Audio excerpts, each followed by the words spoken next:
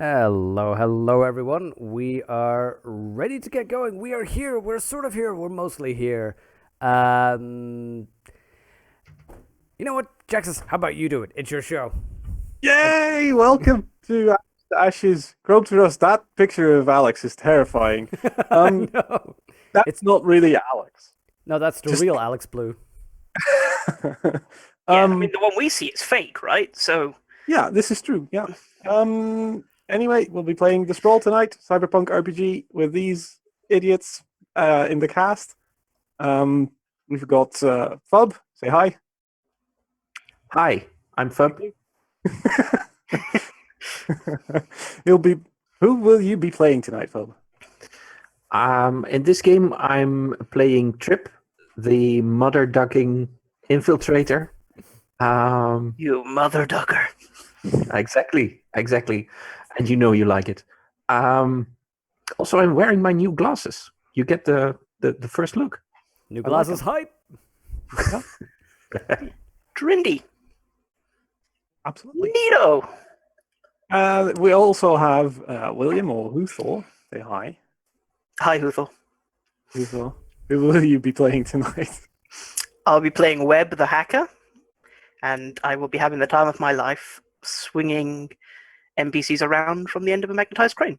Yeah, I mean, as you do, as you do. Mhm. And then, of course, we have Baronic. Say hi, Baronic. Hi, Baronic. If we're gonna continue the crappy jokes. I am playing Silence on the Wire today, and she is a reporter who is currently falling to her death. So I'll be here for like 5 minutes, and then that's me. I mean, yeah. And then we have Vanen. Say hi, Vanen. Hi, Vanen. Who will you be playing tonight? Oh, dear God. I am playing Bishop. He's a soldier. He's older than Trojan. I thought I told you. Nice old callback. Whoever gets that reference scores 10 points. Rhymes. That's good. Yeah. And then normally we also have Fakes Alex Blue, who will be, if he turns up, playing Amy Feedback, a fixer, who's currently dodging a crane, no container. I mean, yeah, a magnetized container or something. Yay! Preparation is key. He may or may not join us at any time, which is fine. Whatever. We're making things up as we go anyway, so it doesn't really matter.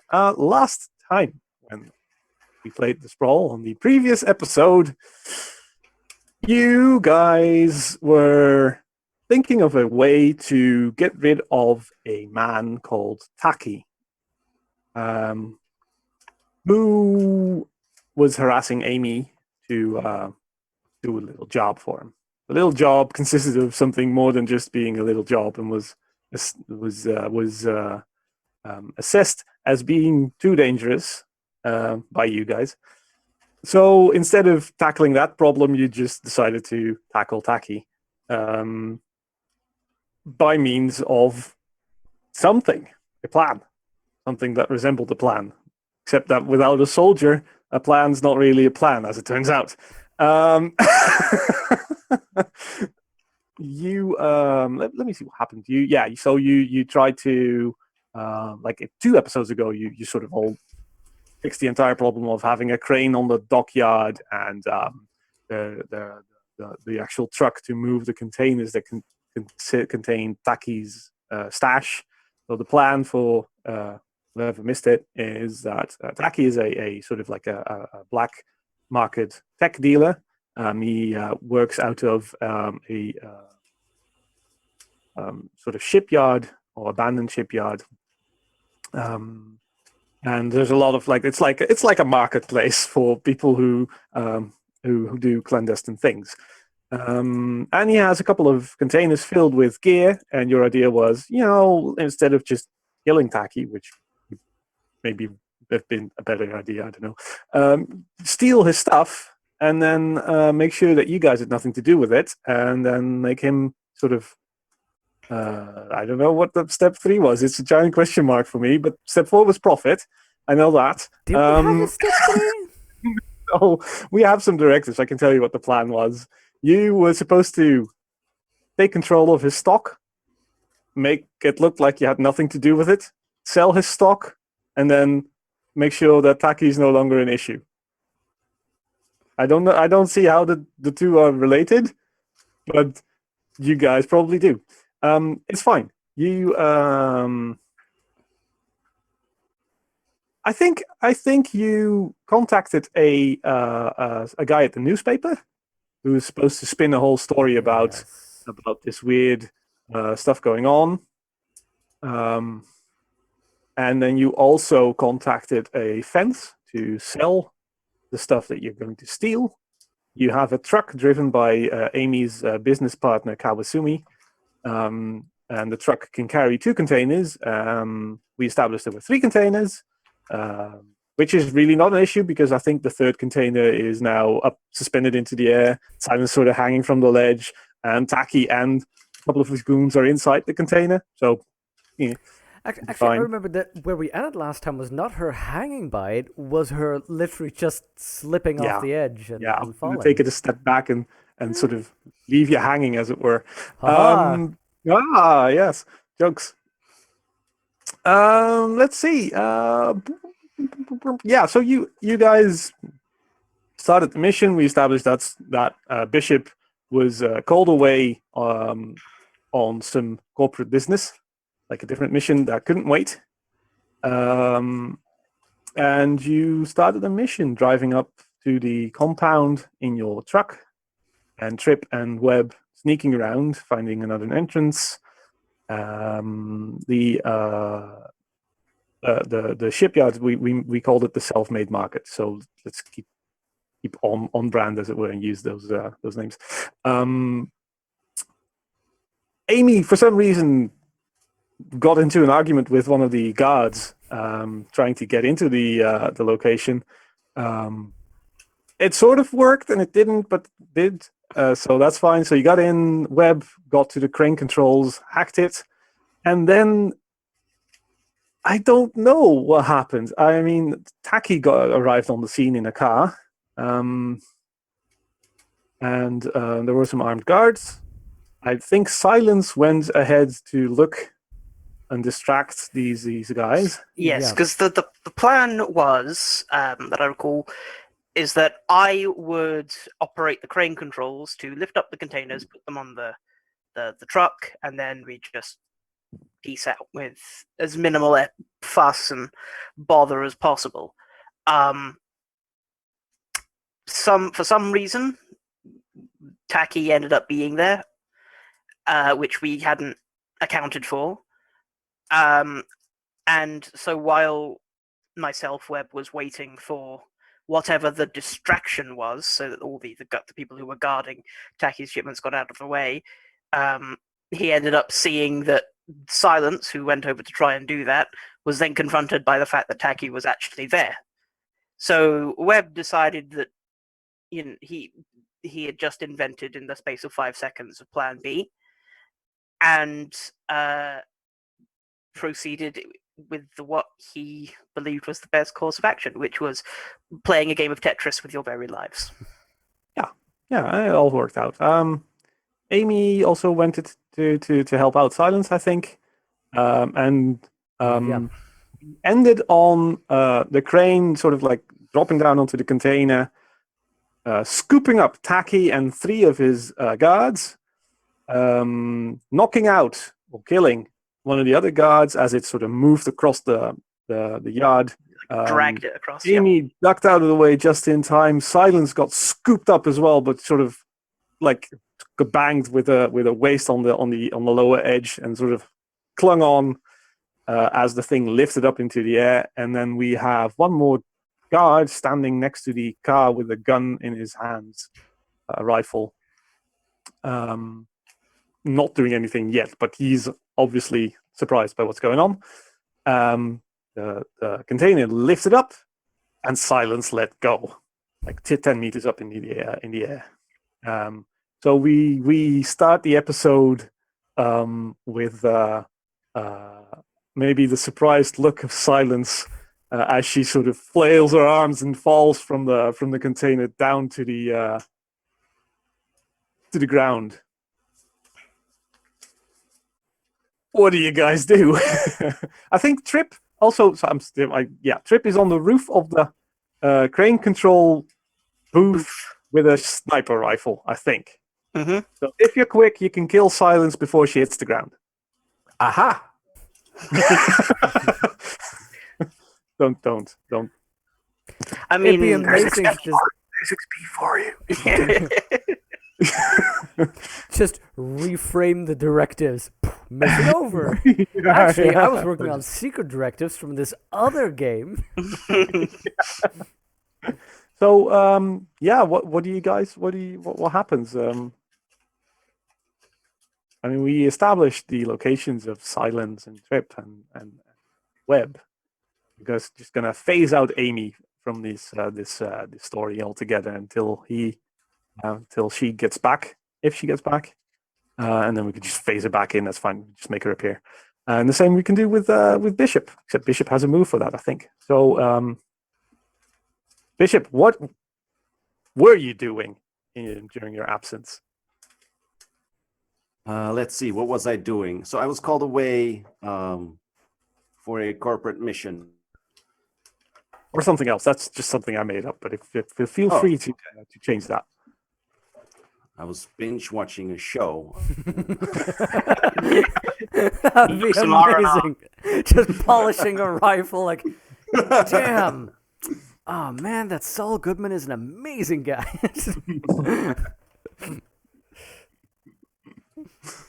Okay.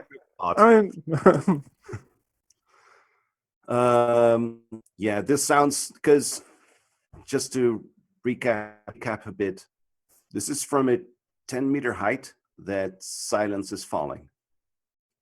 Sort of like the container's being lifted up, and as it's lifted up, she loses grip. And That's not a slide. fatal height. That's like you break a leg or something. No, it's not fatal. Paraplegic. It's I mean, there's cybernetics for that, right? That's true.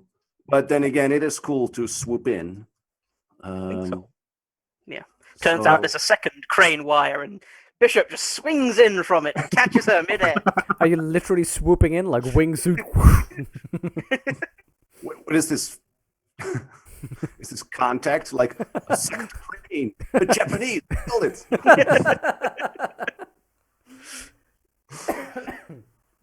No, how about a Bishop was called on a special option? So a reference of his old. Is anyone else getting like connection errors for Venom? A little bit. Connection errors. Yeah, you're slightly robotic. Drop frames, robotic. It seems to be all right now. Okay. Yeah, it Not might have just sure been what a I thing. can- Can't really do anything about it. It's fine. We'll, Just work with it. Well, we'll Okay. just say that your AI is actually, malfunctioning right now. Yeah, damn those head boy Bob Marley. Where was I? What's the last thing you heard? The last thing I heard was that you had a special option. or something? Yeah, I was thinking about special ops. Like Yeah. maybe Bishop was called in for something military. And by reference of old corporate contacts. And that mission just happened to end. And he called in a favor to swoop in. Hey, look, we have Amy. Yay! To swoop in a like a helicopter kind of thing. That's I think I like the idea of air to ground combat. All right. Because you have still on the ground. There's to to sort of paint the scene is that there's like the God, I constantly forget the name of the self-made market is basically like a football field in size, right? Something like that. Okay. This bit it sort of consists of all sorts of like old shipping containers functioning as little stores. and in one of the sort of like marketplaces in the self-made market, as it were, we have Taki's store, and so those are like the front container, and then a couple more containers that contain that has that all this stuff is in. The front container got lifted up by Webb. Contains now 3 guards and Taki. There's one guy unconscious on the ground, and there's one more guard near his car, which is parked sort of like a couple of meters away from where the container used to be. Silence is falling down from the thing. Amy ducked out of the way, and Trip is lying on top of a small building, like maybe what did we establish, like 30-40 meters away, with a sniper rifle trained on probably the guy near next to the car or something. That's cool. On the scene. So, you know what? So Bishop came in on a stealth helicopter kind of thing, and just as they entered this scene, he grabs the sign, zips down, tries to catch Silence, and aims a gun at the guard still standing there, doing things at once. Cool. Hi, Alex. Spending my one hole to actually do the. Oh, can I broadcast this? I think so. That's the love it when a plan comes together. Yeah, it works. Yeah. You spend the hold to see Appear in a scene where you're needed right Yeah. now. All right. So let's have you roll act under pressure. Right? We established you are there. That's not the issue. The issue is whether you can actually catch Silence before she plunges to a crippled state. And and let's see what happens. So this is act under pressure. When you race against the clock, act while in danger or act to avoid danger, roll cool. On a 10 plus, you do it, no problem. On the 7 to 9, you stumble, hesitate, or flinch. And then I will offer you some choices. Alrighty. I have nothing forward at this moment, right? No, because there's no plan. Because there's no plan. Alrighty. This is what happens without Oh, you. God! Oh Wow. my! I mean, you rolled a 3. Oh my God. So, It's like... So let's hear Okay, these so- options and hard So choices. I fall on the floor. Silence is saved. And I'm So- already finding in the document wheelchair. Let's see if that's. and this is where I'm conflicted. Because obviously, Silence, you fall to the ground, right? But this happened because you took harm. Right? You took harm from bumping into the container, and then I decided that you let go of what you were holding, which was the container. Do we now again inflict harm? What is that? Let's have Silence land on the unconscious guy. I mean, you rolled a 3, not a 7. Yeah. I mean, I let's think face it, crippling Silence right now would make for an interesting story. I don't think it's. I mean, crippled maybe. We'll Well, see. I mean- You take 2 harm. So you advance your harm clock from 3 to 9. 3 o'clock to 9 o'clock. Yeah, 3 o'clock, 9 o'clock, Um, and then you roll harm. Oh, it's starting to get orange now, or well, Yeah. yellow. Okay, Yeah. we're gonna roll harm. Do I need to harm suffered? That was 2, right? You took 2 harm, so yeah, you roll harm, and then the harm you took is 2. Okay. Not good. That's not good at all. Yes, look, I need to look up the harm move because I just imagine just Silence landing and then suddenly, and poof, she catches fire. 11. Okay, you choose one from the following options. You are out of action, unconscious, trapped, incoherent, or panicked. You take the full harm of the attack before it was reduced by armor. If you already took the full harm of the attack, take +1 harm. you lose the use of a piece of cyberware until you can get it repaired, or you lose a body part, an arm, a leg, or an eye.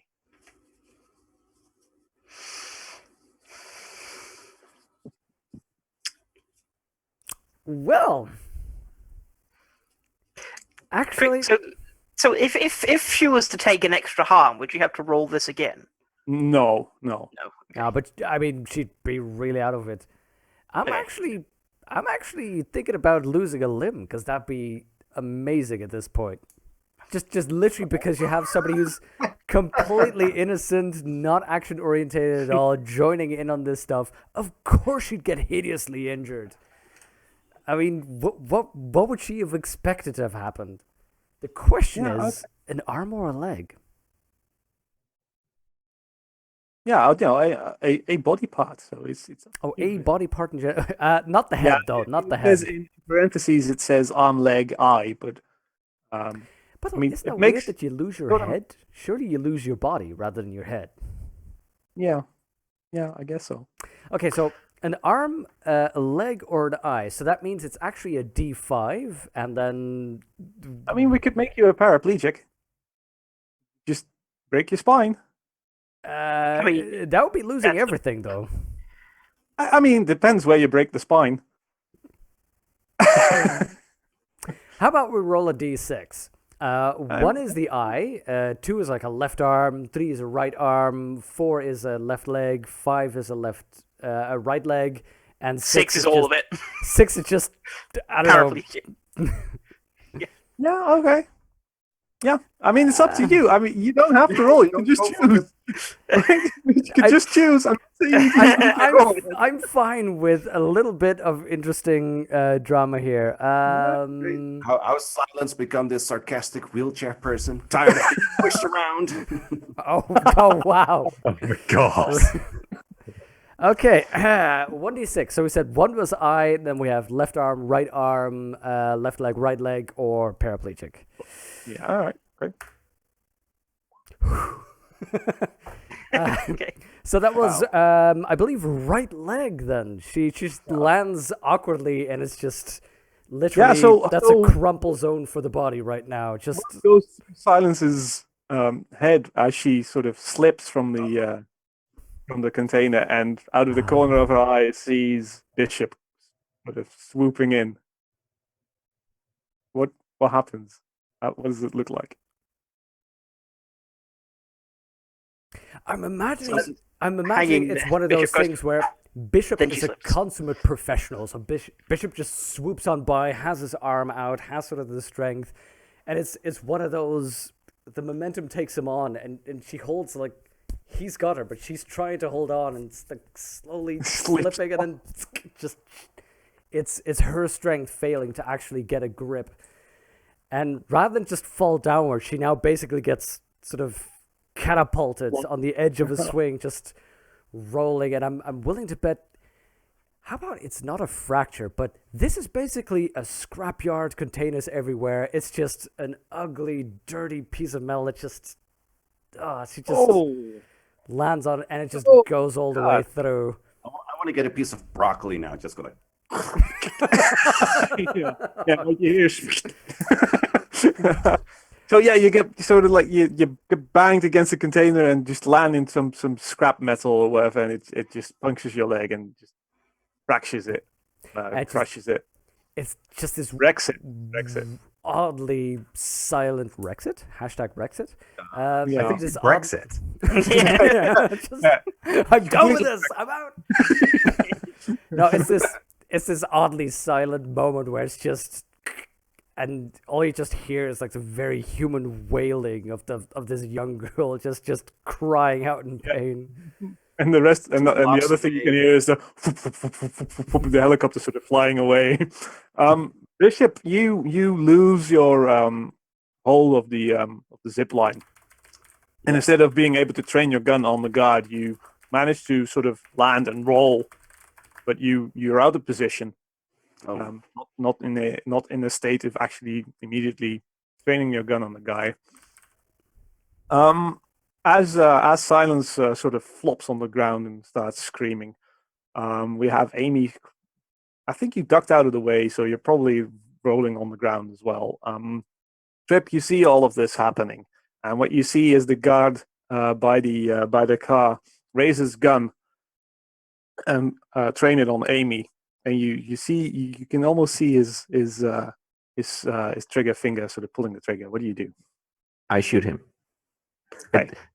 As all this is going down, he is the immediate threat. The others are, occupied with being surprised.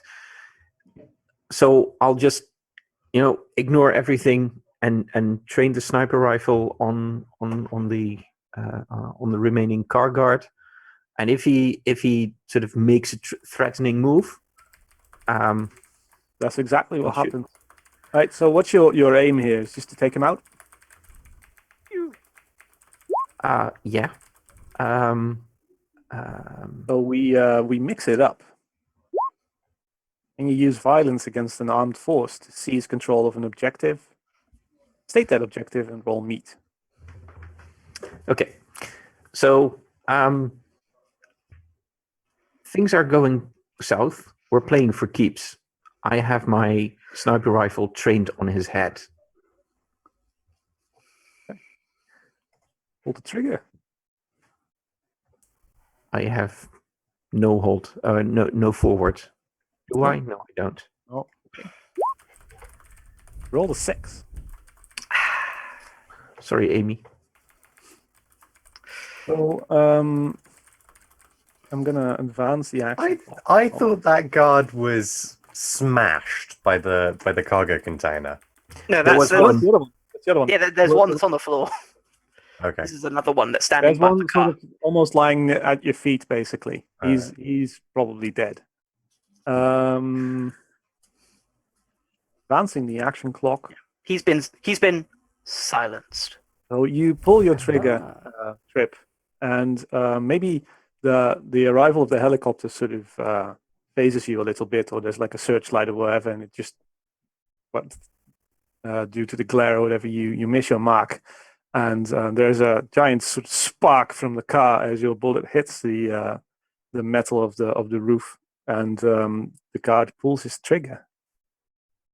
And Amy takes 2 harm from this attack. She's being sort of he sort of burst fires his gun basically. Oh shit. I don't think I have armor. Do I? Don't know. I don't think they do. Why would I have written that down? I think I have clothing worth 0 armor. Yeah, I think so. I That's think like the. I think Trip and Bishop may have some armor. I don't think you guys have. Let me. Oh right, that's right. I roll the harm move with 1 less, right? Yeah, so you advance your harm clock to 18, 1800, and then you roll the harm move. But I roll it with. Is that just going to roll, or So you click it, and then you fill in And the then amount of harm that you took. cool. So it's like 2.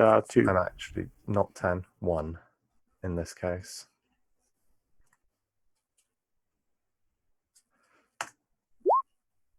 Yeah, you should. Yeah, okay. That's 8. God damn it! It's not a 10, so it's okay. Sort of. The MC will choose one. You lose your footing, you lose your grip on whatever you're holding, you lose track of someone or something you're attending to, someone gets the drop on you. I think, let's see.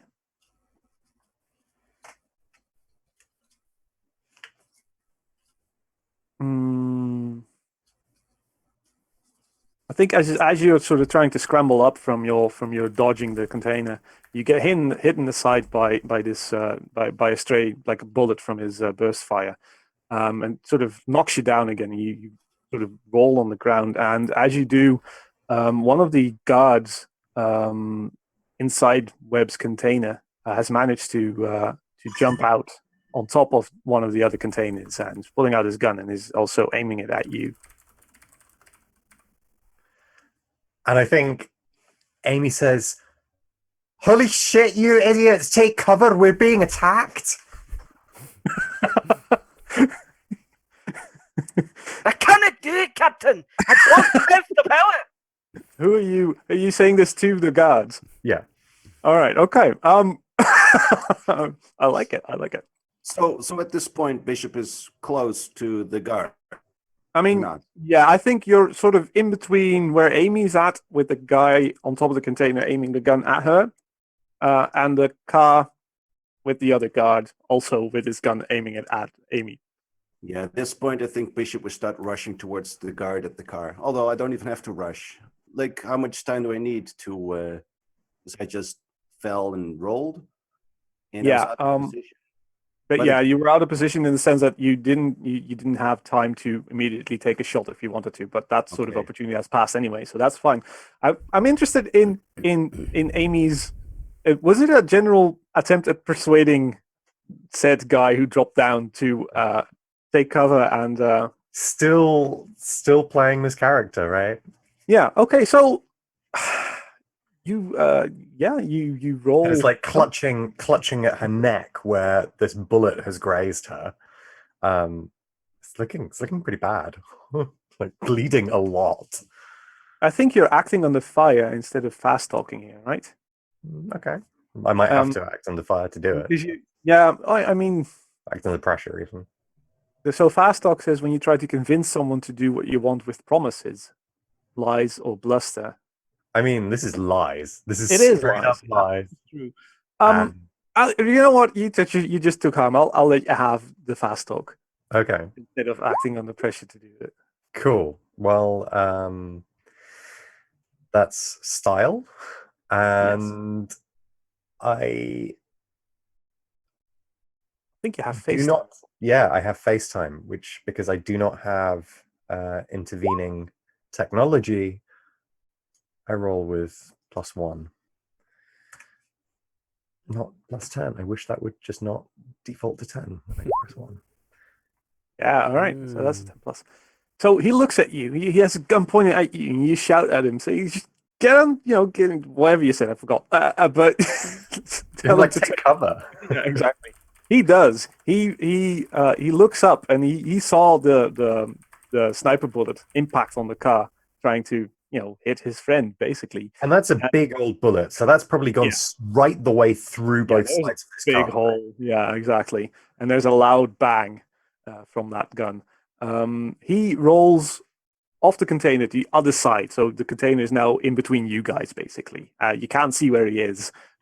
Trip, you also can't see where he is because he's behind the container.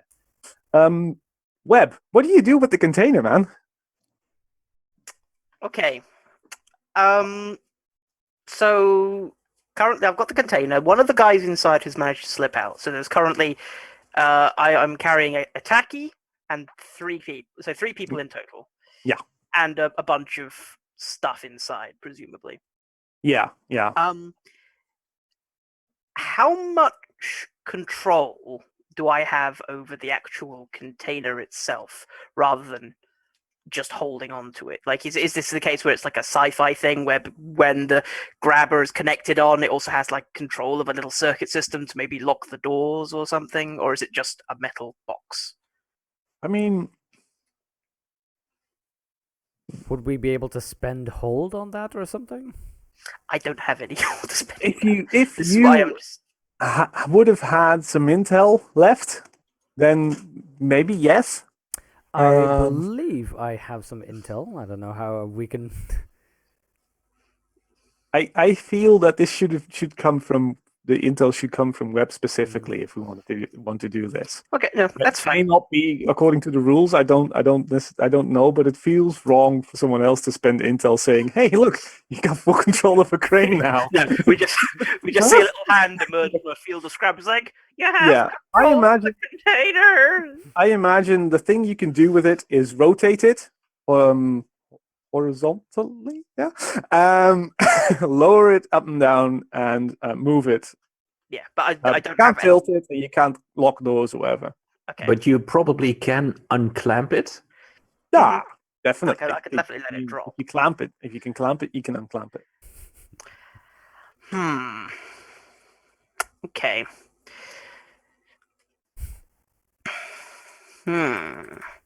Okay, so what I want to do, Mm-hmm.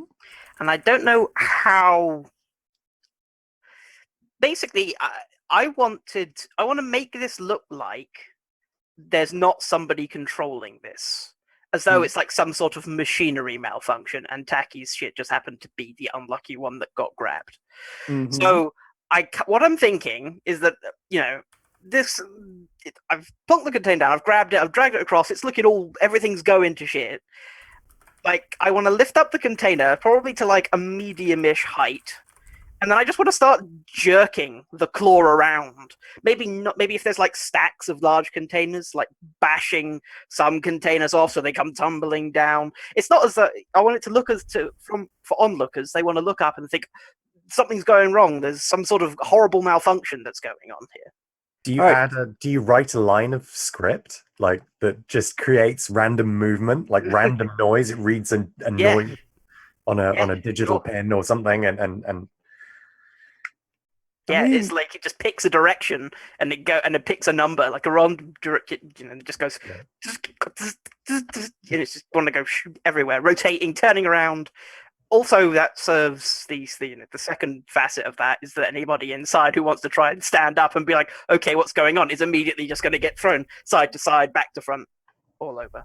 All right. So, do you have hold left on your console cowboy? I do, because I believe I rolled a 12 last time. I feel that if you could spend one of your hold to achieve this and not roll anything.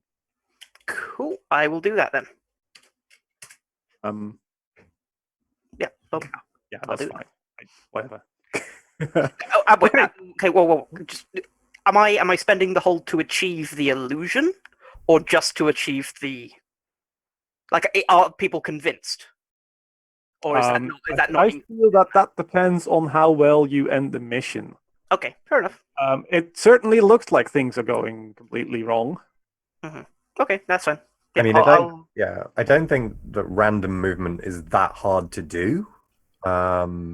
It's whether you can do it well, right? Yeah. Okay, yeah. So I mean, ultimately, you're doing it well. I mean, you can do this. You're the hacker.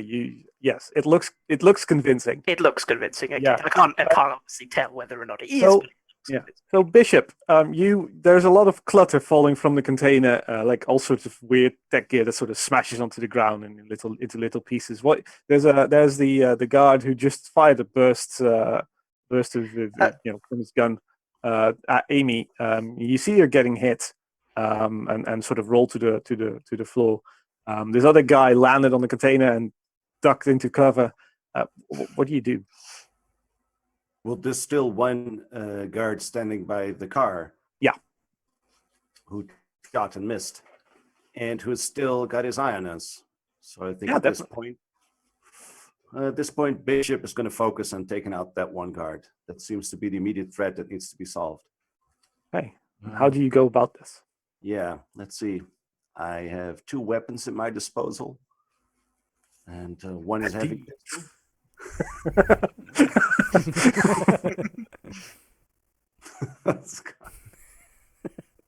Let me get out my guns. It's been a long day. I'm sorry.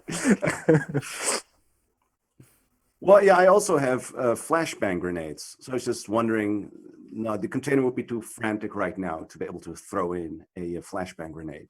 I mean, you're a soldier. You're pretty good at what you do. Is he a part-time baseball player as well? He is now. Yes. Well, actually, what kind of guns did you have again? Could you broadcast those? Yeah.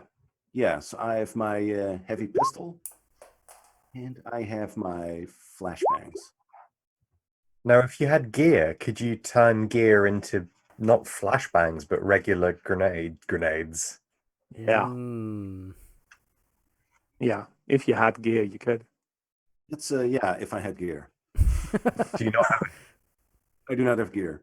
I've got a whole bunch. Could I have given you some gear?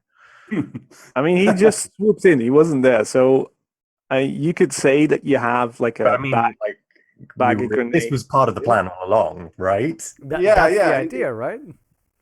Well, the idea of I As love when Amy plan comes developed together more- is that he just shows up because he's needed, not because it was planned. I guess. I mean, It Okay. could be that Amy had grenades on her and she fell on the floor and one rolled over and I picked it up and But, I mean, you haven't been rolling that well, to be honest. So no.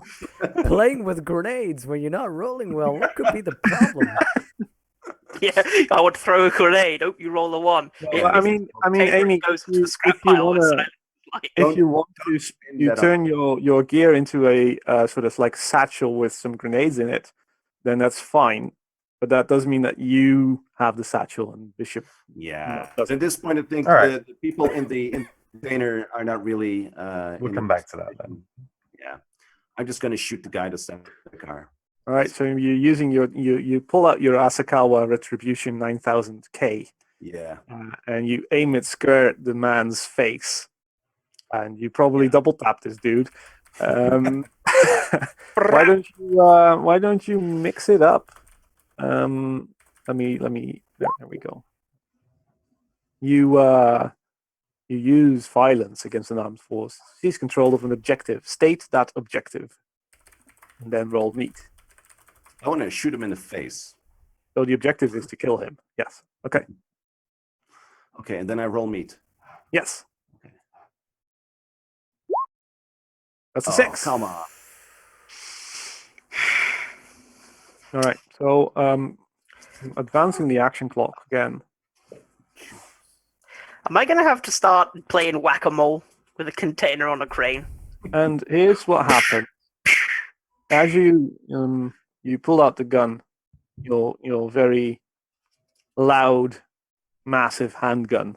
You pull the trigger and it goes bam, bam, bam, bam, bam. Probably because you need more shots.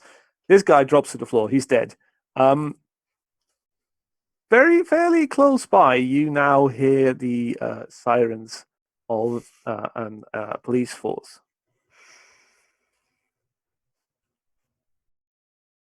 Okay. What do you do? I have a plan. Is it police or is it like private security or It's like, I mean, police. does Police, police private exist? security, That's the yeah. question, right? I mean, it's probably. Let me pull up my document. I mean, I it'd mean, not probably that you be... could tell from sirens necessarily who it No, is. but I mean, I like mean, in this area, it will probably be something like Mitsuhan's private security force. God, if you think about it, this is like the darkest moment in everybody's life right now. Just things are going wrong, people are potentially dying, and maybe everyone's going to get arrested by the corpse. That's... Yeah. Ugh. Darkest moment in our lives so far. So far. Yeah, it Okay. can always get worse. Okay. Well, I mean, I don't know about you guys, but I'm just sitting here playing Tetris. Well, these sirens are fast approaching, getting closer and closer and louder, and there's like a bunch of them. It's not just one car, whatever. No, it's multiple. okay. If you take more time, it's probably more than multiple. So what do you guys do? Okay. Well, I just want to say I have a move called Exit Strategy. Mm-hmm. Yeah, I can just broadcast it. You always have a plan prepared. When shit hits the fan and you decide to bail out, roll mind. And I can actually choose to escape the situation with the whole team. And Yeah. your mission objective? Whoa! Well, in this case, I don't think I can escape with 2 containers of. Just, yeah, you just I mean- carry 2, run away. Yeah. We'll see about that. Do you It's want to a- use your exit strategy, Bishop? Is it time to leave already? Well, the action clock is at It's 11 close, o'clock. but it's not there. True. We've got another tick. Like that, we don't have to fill that. We can still leave when it hits midnight. so, Or am I misunderstanding the way that works? Like I think So if you fail once more, if I fill it up, then that's it. It's over. You have no other option but to narrate how you escape, get captured, or get killed. That's right. So But then, you have the option of then escaping, right? Like it's not. you do, yeah. You lose all chance at basically achieving anything. So you're saying this mission might cost me an arm and a leg? Ah! I mean, the container can still drop on you, right? I just decided, nah, she's had it. No, but yeah. So the question is, how far away are we? I mean, we're people are dying. We're possibly about to get arrested. Do we actually even get out? Do we? Well, what objectives do we have? I mean, I'm just going to say, like, we're not going to steal those containers anymore. I think that's kind of out of the window at the moment. So Taki is still there. He still needs to die. Well, here's the thing, right? We could still get something out of this because the entire objective was to remove Taki from his supply. Mm-hmm.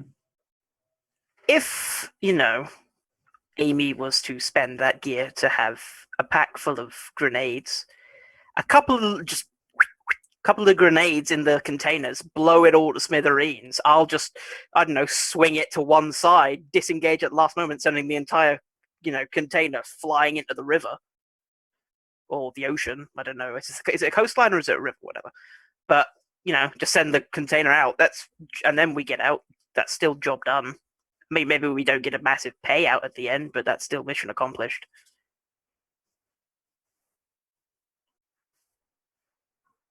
That Who would- do the who would trick. throw- Sorry, Bishop. You this that part? Who does that part?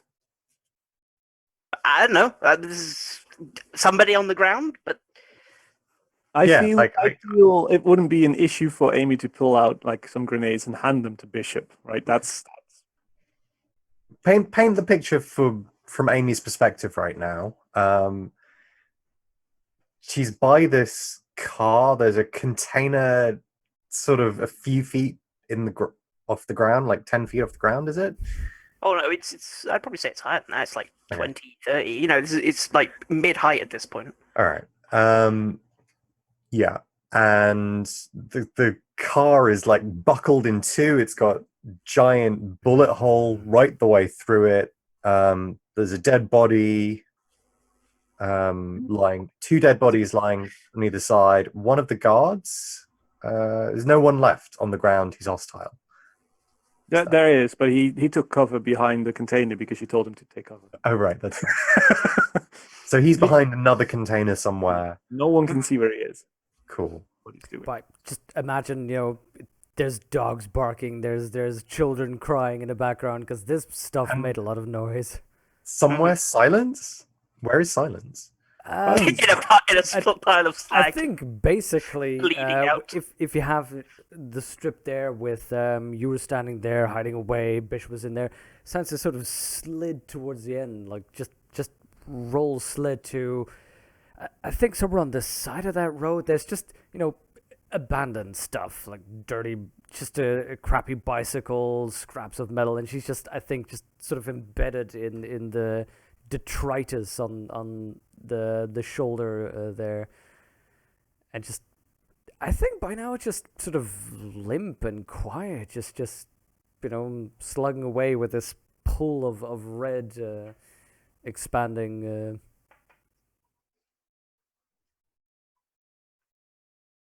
I mean, that's cheerful. That's good.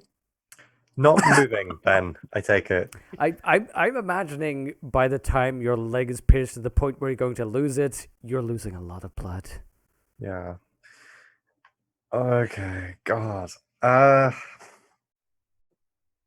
And I can see the other two containers, right? Yeah, they're They're almost there. right in front of you. They're right there. That's a good opportunity for some extra cash, Amy. Also, you remember those crates that I told you about last time that were sort of like Yeah, I haven't forgotten those. those also contain some very valuable stuff. Like, if I can't get anything, at least one of those crates. It just says, "Screw you all!" Just hits the crate and just legs it. Yeah, That'd like be that would very appropriate. would be reasonable. But yeah, I think Amy swings the courier bag that she's carrying round her shoulder and opens it up, and from inside produces, and I'm what is it, producing gear? There's Yeah, I think so. declare asset or something. There's a word for it. I can't remember what the move is. You are producing equipment. Producing equipment, and I'm producing Remote detonating C4. no, I'm producing Black Star Mark IV white phosphorus grenades. Wow, Yeah. you really hate Tacky, don't you? What's that? You really hate Tacky, don't you? It's like you don't just want him to die; you want him to suffer a lot. Well, Yeah, the point burned is, to death. the point is not that I fill him with shrapnel, but that I destroy the stock. So when you Right. produce equipment, describe how and why your professionalism and forethought told you to bring this equipment. Well, the why of it was because Avery Slayton handed me this bag full of them, and because they're useful. Like ultimately, this was always in the back of Amy's mind that this might go wrong. We might not be able to secure the cargo. We did discuss using explosives. That's right. Mhm. So destroying it is a logical alternative. If something goes wrong, at least we can achieve that. And without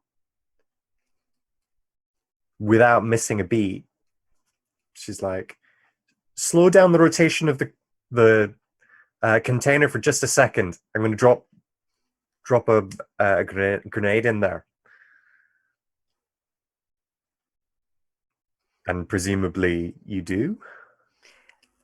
I mean, did we just assume that for now I can just hear? Oh Like, yeah, I'm just right. patched into conversation because we had there that was, issue, but then people. I mean, it's kind of a bit of a weird thing. No, so I think we established for now that this place has like cameras and some sort of like microphone system or So whatever. if you just said it, I'd be able to hear. Yeah. You I just mean, shout it to the I heavens. have comms, but So do we just want to like enable comms for web? it is just so boring to not be able Yeah, to I mean, communicate. let's just. I'm okay with just. Right, let's saying, just skip that whole. It never happened. You've always been able to hear. You just Yeah. chose not to. Yeah, we've just realized. Um, Wait a minute, we have this button. Beep. So yeah, you can Yeah, hear. that's Let's get rid of the Your stuff. text to speech for in the VR was buggy, and you finally fixed it.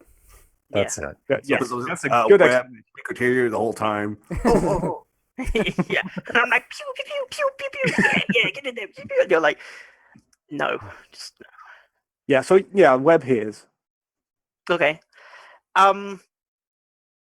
And like Amy holds up the Black Star Mark IV white phosphorus grenade, like as if showing it off to the cameras. She has no idea where the cameras are, but presumably there's one looking at her. There's probably like 50 looking at you. Yeah. Okay. Yeah. I think what I'll do is it'll stop jerking around for like a second, and then it'll just begin to drop. It'll just drop suddenly, and it'll spin round again. So the doors are like right there. So it's just lining it up. Yeah. So it's literally just a case of how good are you at basketball? I think really good. I think I put a white phosphorus grenade right into the back of the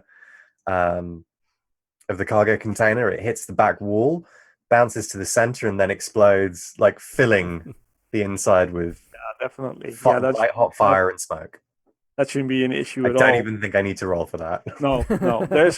There's a blinding flash as the grenade explodes, and you hear the screaming, the agonized screaming of several people inside the container going, maybe like one of them is sort of like singeing and like this stuff is all covered.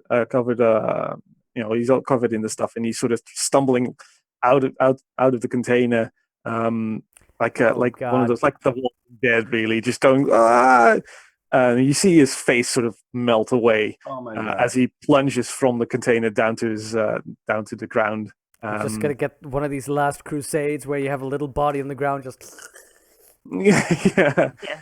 I Um, think Amy just looking at him. You have chosen poorly. And I think Amy throws up a bit, like in her Mm. mouth. And Yeah. swallows it. God, the smell must be disgusting.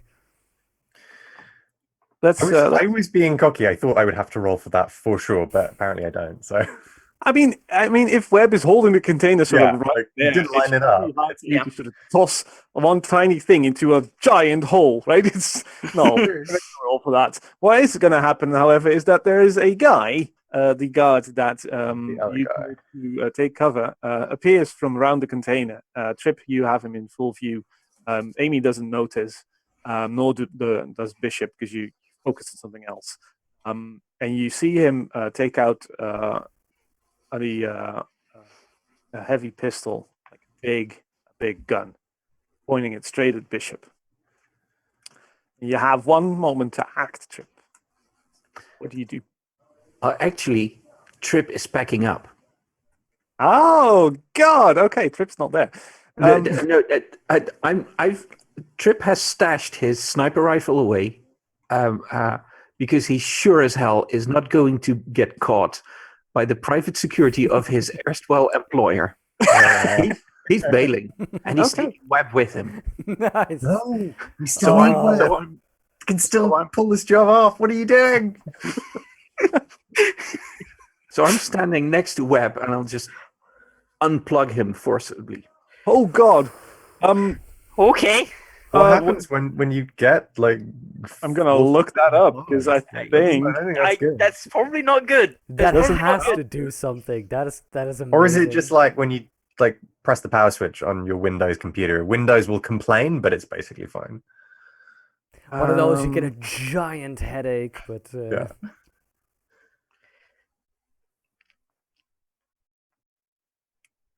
Let's see. I think you're fine. Yeah, I mean, there's nothing stopping you from jacking out. You're being jacked out. That's the thing. So that's fine. Yeah, I don't think there's any. Yeah, yeah. So, Webb, you get pulled from your Tetris point of view. You were first, Yeah. where you were able to see everything. Yeah. And now all of a sudden you see the face of Trip, and you lose your hold of the matrix. Okay. We are going right now. Move. I'll just sort of look at him for a second, like being quite like. But no, we've got to. They're still out there. They'll manage. They have Amy. They have Bishop. They'll manage. We move now. No. You want to go? You go. I said I'd do this, and I'll do it. They don't know. They don't even know I'm here. If I have to conk you on the back of the head and carry you with me, I will. Your choice. Also, if you're Okay, ejecting, Are you doing a thing? Wow. Yes, I'm in the game. What's it called again? Are you playing hardball? Which is when you get in someone's face threatening violence and you intend to carry through. yes. All right. Why don't you play hardball with Webb? And Roll it.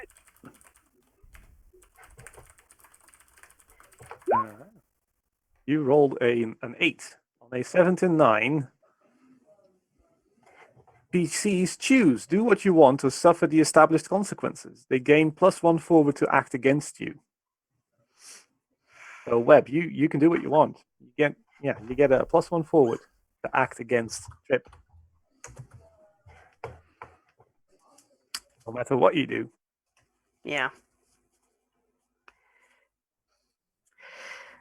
I'll look at Trip and I'll say, look, I appreciate what you're trying to do, and I thanks, but I really think I can do this.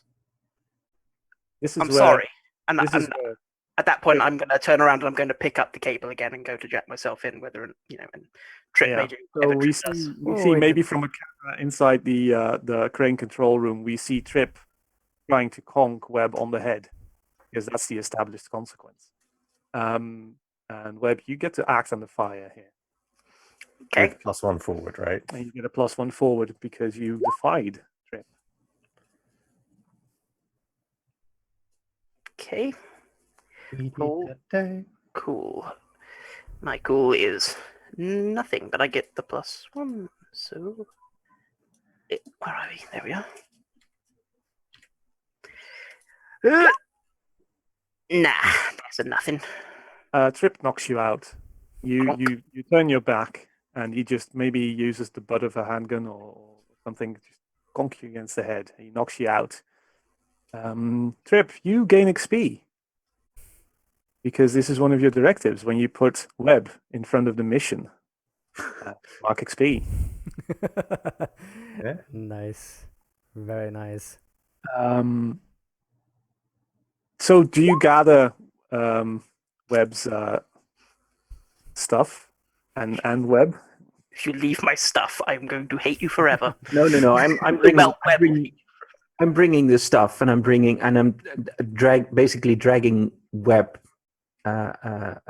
with me. Okay. By the way, I like the idea that maybe when you go to like conk me, you don't just like whack me on the back of the head.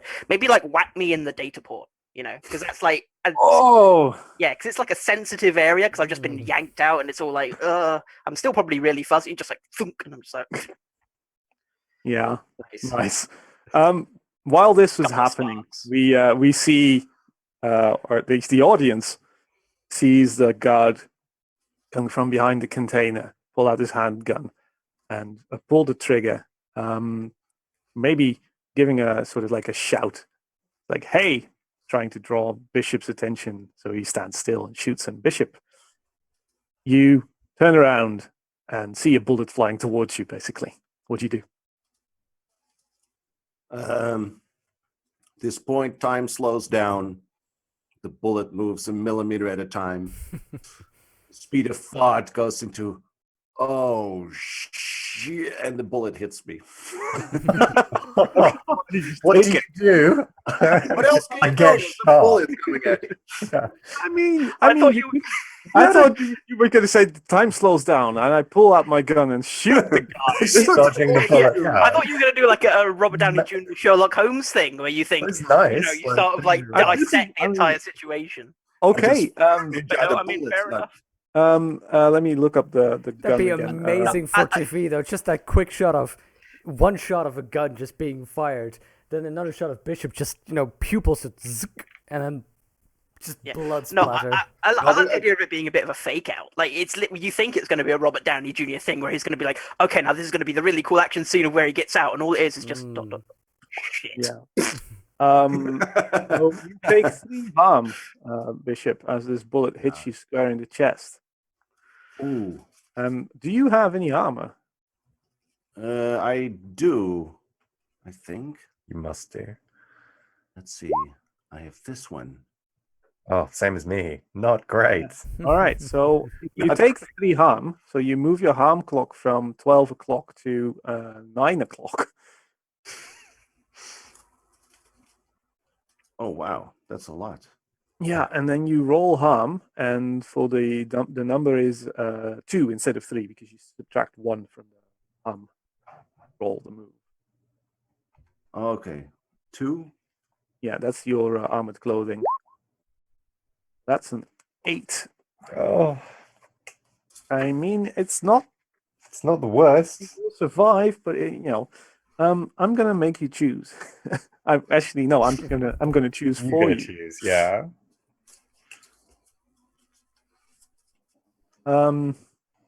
Yeah, you get hit square in the chest, and you just get dropped instantly, just on the ground, sprawling as this bullet digs into your.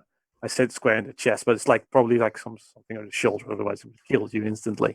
Like a broken clavicle or something. Yeah, you feel the armored clothing, sort of dampen the blow and then give way as you get hit, and the force of the bullet just Broken ribs or something. Yeah. Nasty. You're completely sore. You're sprawling on the ground. I mean, you can still move.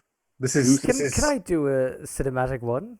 Oh, sorry, Mhm. Alex. Or yeah. 3 harm is serious injuries. It says that normal people will be in shock and waiting for EMTs, but hardened veterans will keep going. Yeah. So this probably broke a Hmm. couple of ribs, right? And this bullet just sort of passes through your shoulder. I don't know where. Anatomy is something that's completely strange to me. Through your Anyway, body. it's like a core. through and through, and it just breaks a lot of stuff inside of you. You what feel page was that it, about harm? and then suddenly you don't feel anything as you're sort of Got it. you hit the floor. Already. Yeah. And it's I'm wondering, could I do something cinematic here? Because I checked, Harm 2 doesn't have any. Harm 3, she would have definitely been out. But technically, as far as I know, she's not unconscious. So No. could we do one of these you're calls going where to literally play. you have this action shot, and basically she's been lying on the side, but we just take a shot. As in, if this were a movie, you just see, the guard being happy shooting at Bishop, and then suddenly shot coming from the side where you just have a completely pale spectre of death just carefully holding up a gun, just trying to hit somebody. Except this is when you roll low and you just hear a bullet go, "Phew!" And it's just like, shit. Just face the dirt.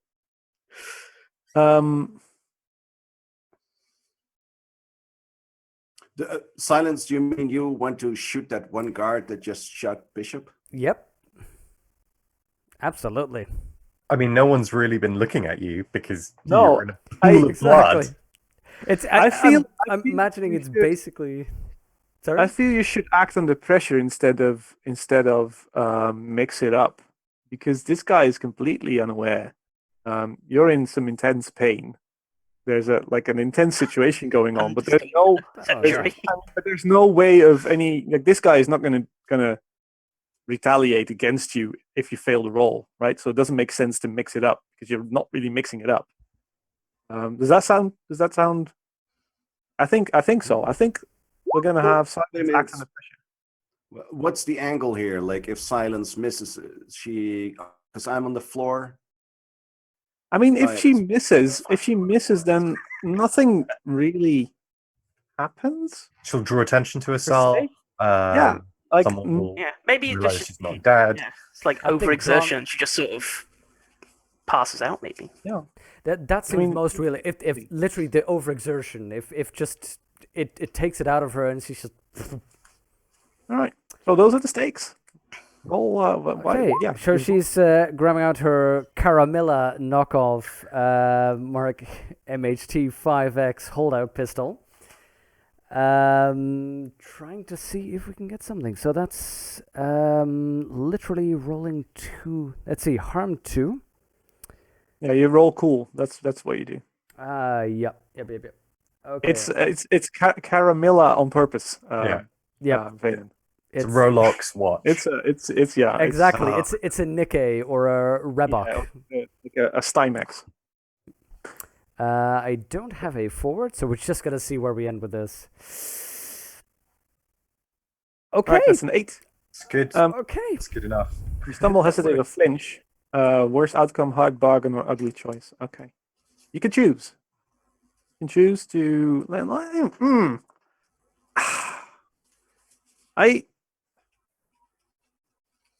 I don't know. I mean, maybe she could just literally pass out anyway. I think the worst outcome here would be you shoot the guy, take him out, and you slip into unconsciousness. Yeah, because I think literally killing a person is already a huge negative outcome for an average person to begin with already. Yeah, and I think this is sort of your last ditch effort to, like this takes all your strength to actually lift the gun and being able to aim, and then when you see that you hit the guard like in the back of the head, and you see a puff of blood blow out the front of the skull, may be enough for you to sort of say, all right, I can just knock. Yeah, it's like that's enough. Oh, okay, yeah. It's literally one of the she's been shaking trying to hold this up, and as that done, it's like that's. Yeah. So, as you, Bishop, you see this guy advancing on you as you're sort of sprawled on the ground, and then you see his finger sort of twitch and squeeze the trigger, and before he manages to pull the trigger, you see just like a squirt of blood sort of drops into your face, and there's bits of brain and skull, sort of pop out basically, and he falls to the ground.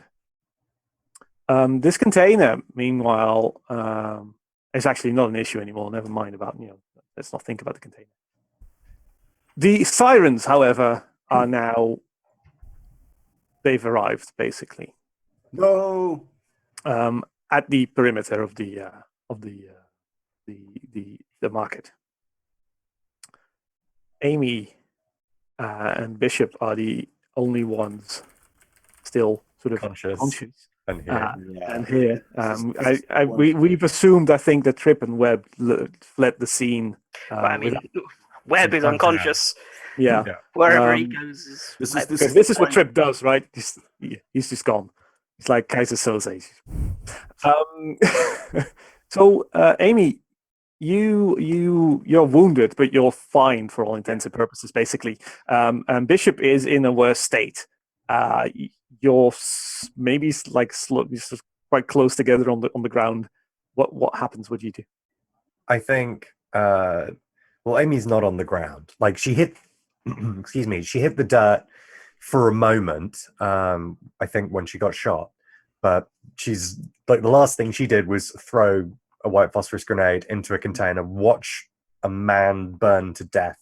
Like actually, it's not. Away. It's not a man. It's Taki. It's not just a man. Yes. You see Taki burn to death and his face melt off. God, basically. That's grotesque and yeah. But okay, at least we get it's someone who's like we know. I'm not going to have to go in there and check for his body. No. That's cool. I think she's back on the comms and she's like, okay, I think we've got things handled around here. Let's load up the second container and we'll get out of here. There were 3 containers, right? So yeah, there's still 2 on the ground. There's one. That's right. One is a coffin now, and the other one. Yeah. God, sirens coming and you're still loading a container. Now that's professionalism. There's static on the other end of the line. Yeah, like nothing because we're out of range, right? Web. Yeah, and and you didn't bother to let us know that you were leaving. You just fucked off. I think maybe you probably even noticed that the container's just hanging there now. That's right. It's no longer running its automatic random movement because the last thing you did was turn it to face me before you got forcibly ejected. Yeah. So there's static on the line and there's sirens in your ears, basically. Well, shit. Bishop, would this be a good time for your exit strategy? Should we take a break? Yes, this is a good. Let's take a break and figure out what happens next. Cliffhanger time. Nice. Okay, we'll take a couple of minutes, 5 to 10 minutes or so, leave you with a little bit of music, and we'll be right back.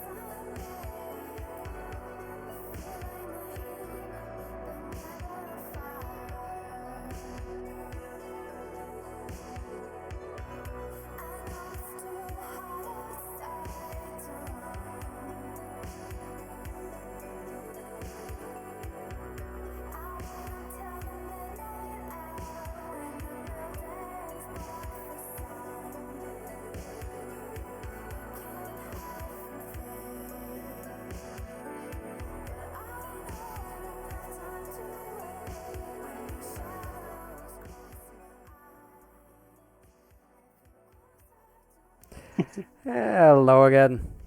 Here we are, back in the wonderful world of pain. Jex's Europe. Where are we? What's going wrong? Okay. We see we have a bird's eye view of the scene. We see Silence, unconscious in a pool of her own blood. We saw Trip dragging an unconscious Webb out of this shit show, and we see Bishop lying on the ground, trying to sort of gather his whatever you call it, English, difficult language. And Amy standing next to Bishop, and they're deciding on what to do as an overwhelming armed force is trying to advance on the market. Yeah, Bishop was laying on the floor, just being shot in the shoulder. He sees a approaching him, trying to pull a trigger when suddenly a bullet escapes the front of his head. Blood and guts, brains. Oh, I mean, we can put guts in there as well. That's fine. And Bishop says, like, well, thanks for dropping by. And he goes, like, I'm not dying on a Tuesday. So he's going to use his move, exit strategy. You always have an escape plan prepared. So like I said, Bishop moved in through a special ops stealth helicopter, and they're still in the neighborhood. They owed Bishop for the ops that he did. Actually, Bishop doesn't even have cred staked in this whole thing. The one favor that he had, he's wasting now on saving his life. I mean, yeah. So I'm gonna roll mind and see how well the exit strategy is going to pan out in this case. Yeah.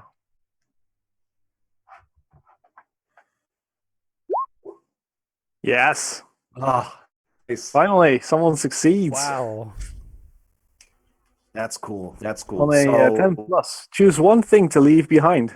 Your team, a mission objective, identifiable evidence, or your staked cred. If you say your team, if you... I think it has to be a mission objective, right? Because So there is no staked cred here because this is not a mission. yeah. We could, however, say that if you take the mission objective, then you don't get a cut. Like, how could you? I mean, how could That you doesn't- take the mission objective with you at this point? Yeah, I don't know. I That mean, means changing the helicopter into a cargo transporter or something.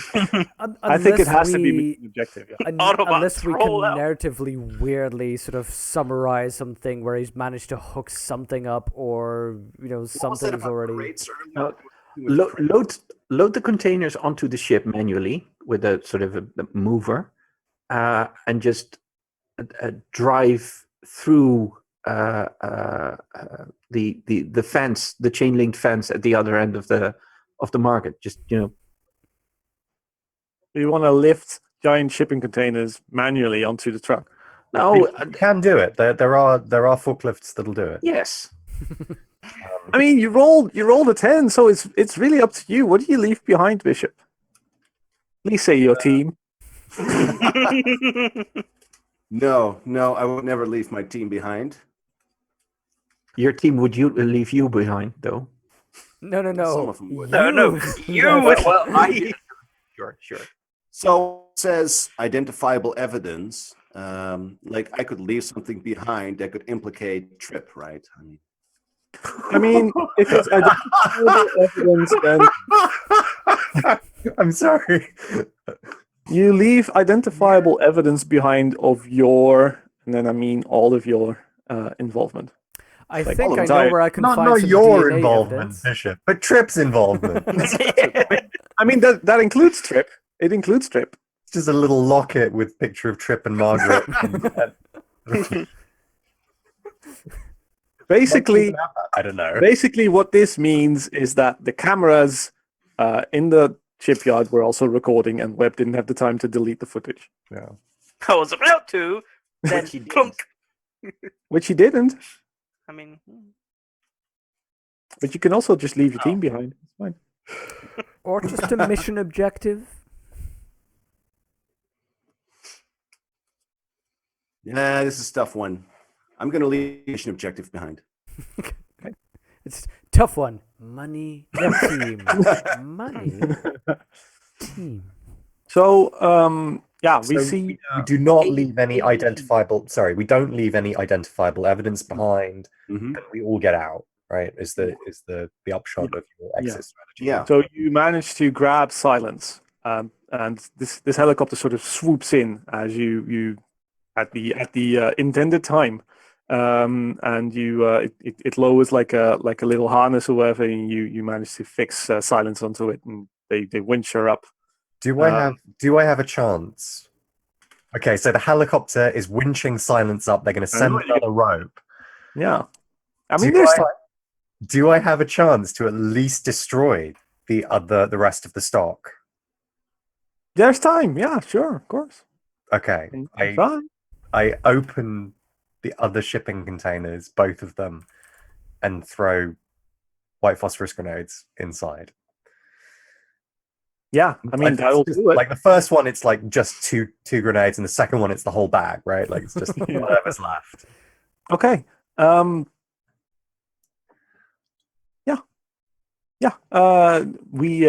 There's just loud bangs and a lot of gaseous substance coming out of the containers, and the starting of a fire basically. Yeah. Do you remember those crates I told you about? Yeah, I do. Do you remember? They're And still do I? Can I do it? Can I go for those crates? I'm gonna do it. Right. Yeah, think- that's the I spirit. Yeah, I think my guess is that Bishop is like at the bottom of the crane and is like waiting. He's like, "Come on now." Yeah, so I'm Amy- gonna posit. I'm gonna posit a situation for you. Yeah, I'm go gonna for it. give you a choice. You go for the crates. If you mess up, Bishop leaves you behind. Mm. He needs to go, right? He takes the team with him. You're at that point, you're no longer part of the team because you're jeopardizing the actual mission. Yeah, and I think Amy's like, "You go first. Send the rope for me. I've got one more thing I need to take care of." All right. And she Yeah. just like hightails it back to where those couple of, I'm assuming that they're small, like a Yeah. So person could carry them, like the the cases, not like they're cases in the sense of like these army cases, like the rectangular wooden Yeah. like Oh, I know green them, yeah. green things like with rope handles. Mm, You would be able to lift it. It's heavy. yeah. You know that what's inside is heavy. Like we discussed that last time, that it's valuable. That's right. But you dash around the corner and you see those crates. You also see the surprised faces of the couple of guards that you were arguing with at the start of the mission. Also, multiple other people have now sort of arrived on scene because their gear is there's a lot of stuff stashed there. Multiple vendors arrive, and you see people sort of running back and forth trying to put away their stuff into cars or whatever and get the hell out before Mitsuhan finds out that they're actually there, and probably sees control of everything. So we have this like the 360 camera view of you, and then the camera sort of panning around as there's multiple people sort of dashing and running around, and you can make a mad dash for one of the crates if you want. You're muted. Muted. Muted. It's in Zoom this time. I think, hello? Yeah, I think I dash to the guard who I'd been arguing with before, the one who was like in a really bad mood. And I'm like, things are about to get really hairy in here. Help me move this. You'll get a cut. Right? It's the only way we're going to get out of this with anything for ourselves. Roll fast talk, and we'll see how he reacts.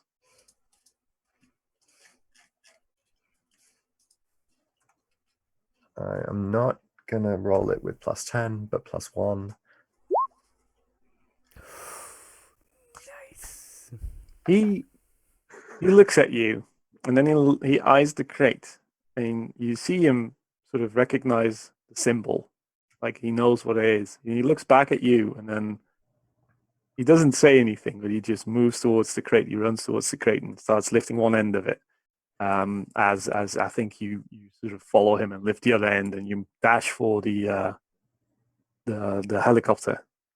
I think Bishop, you're inside the helicopter now with Silence, as the pilot is shouting to you. He's like, "We need to go now!"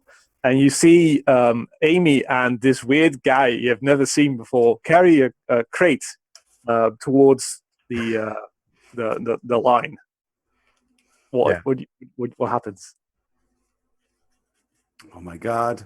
So I also have my comms, right? I can contact Amy at this point. Yeah. Hold 5 seconds, and like Amy's like reaching out for the hook to like hook the crate on. It's just that the helicopter view has to be like cars swiftly just getting towards you. Is that gonna go back up and retract and fly away, or are you gonna hold the 10 seconds that it takes to get Amy and the crate? Oh man, this is It's all up to you. Character could die. I mean, Yeah. I mean, It's Amy, the point where Bishop is you like, get to, you get to mark XP, right? You're jeopardizing the mission for a chance of profit. Yeah. And I think Bishop has a similar directive. On yeah, maybe Bishop go like, put up the crate first. Trust me.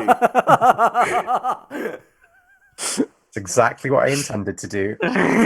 And like the winch lowers, right? There's no roll for this, I'm assuming. No. The This winch- just happens. Bishop mark XP as well because you're waiting. The winch lowers. Amy snaps one of the handles to the case. Snaps the sort of clip to one of the handles of the case, and then sort of wraps her legs and arms around the top of the pulley, like to hold on to the whole thing Okay. as they The lift. moment you do, the guard pulls out a gun and points it at your head and says, "No, me first." What do you do? Go right ahead. No problem. All right. So he climbs onto the crate. Take it up. No, we don't have time for this. Oh, no. Because if he's holding on, he can't hold on to he can't level a gun at me, so I'll shoot him while he's like halfway in the air. You ruthless people. So bad. I mean, does fucking pull the gun on me. The real question here is, does Bishop actually winch up the thing with the guy on it? What do you do, Bishop? No, definitely not. I think at this point, Bishop can just line a gun and shoot the guy. There's no strangers on this. Bishop called in a favor to get out, and then someone I don't know, like why? All right, so roll act under pressure here.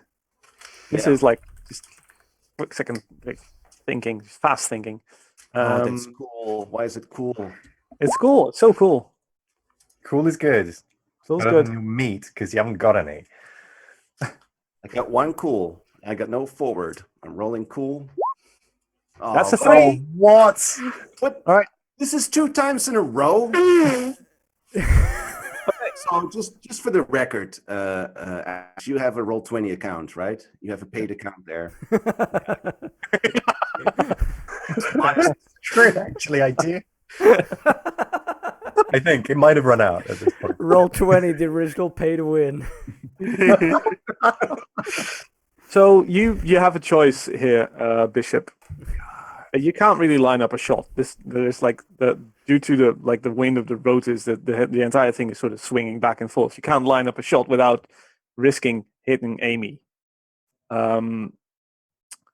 So actually, you don't have a choice. I think you hesitate here.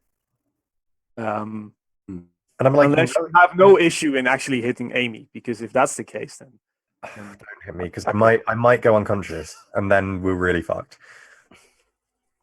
you're not going to hit the guy. That's I'm basically like, no, go ahead, take him up.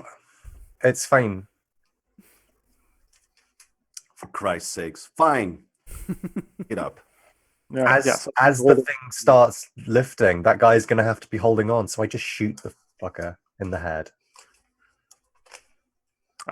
Roll act under pressure. Yeah. For this one, yeah. I mean, this is vital, right? I want this guy to survive.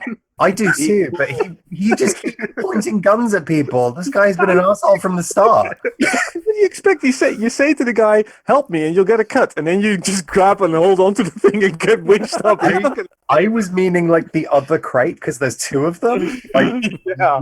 I take this one, you take that one, but he wants a different cut. All right, Roll your cool. I'm so cool. Double sixes. Here we go. I mean, it's That's 7. no, It's a 7. 7. It's not a failure.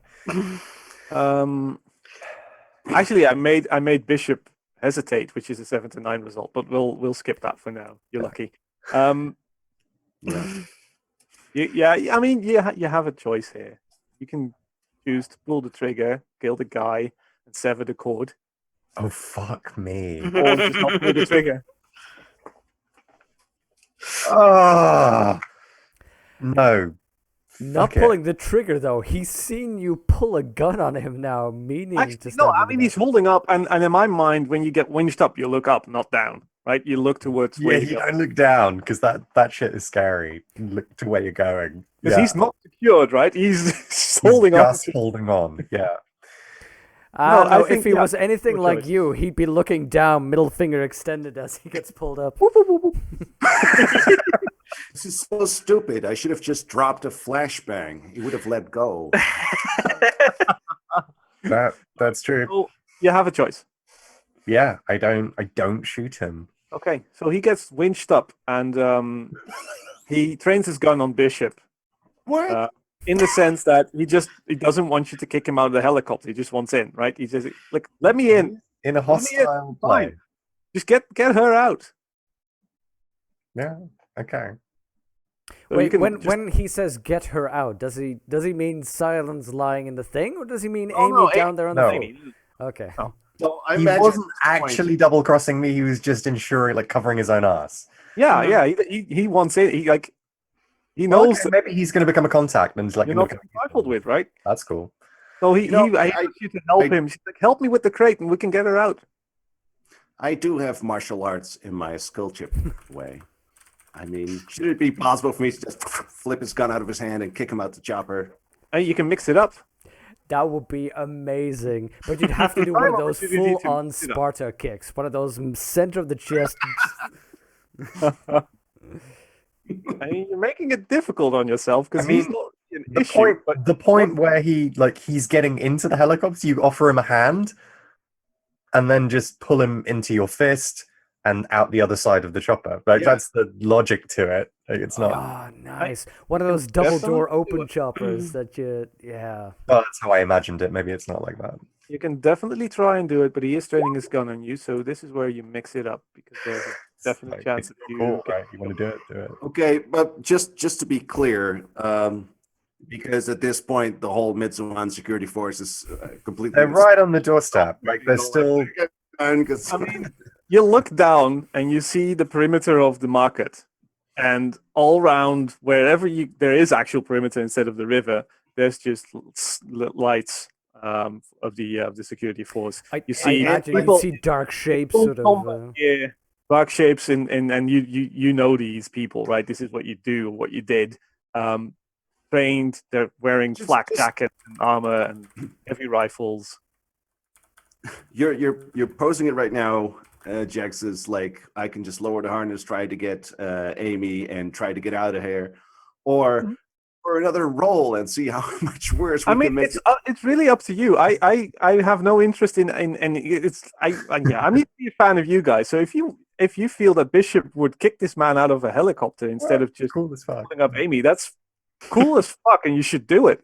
But Yeah, if you, I'm gonna do it. right, Rolls are it's the worst, really- but I'm not trying to kill you guys here or whatever. That's not my I role. mean, how badly can you roll again? Like, how consistently bad can your luck be? that's true.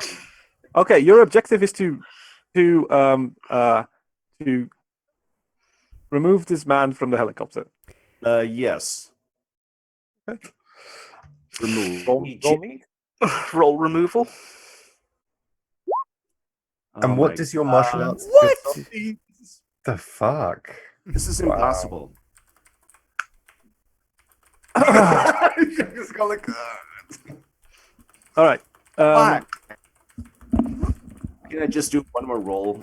I rolled a 3. That's what we're gonna do, just for the heck of it. Can I just click it once to see what happens? Yeah. Go ahead.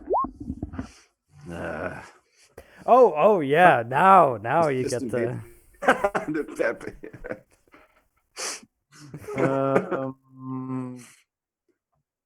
So you grab. He extends his hand, right, or his left hand rather, and he pulls the gun on you.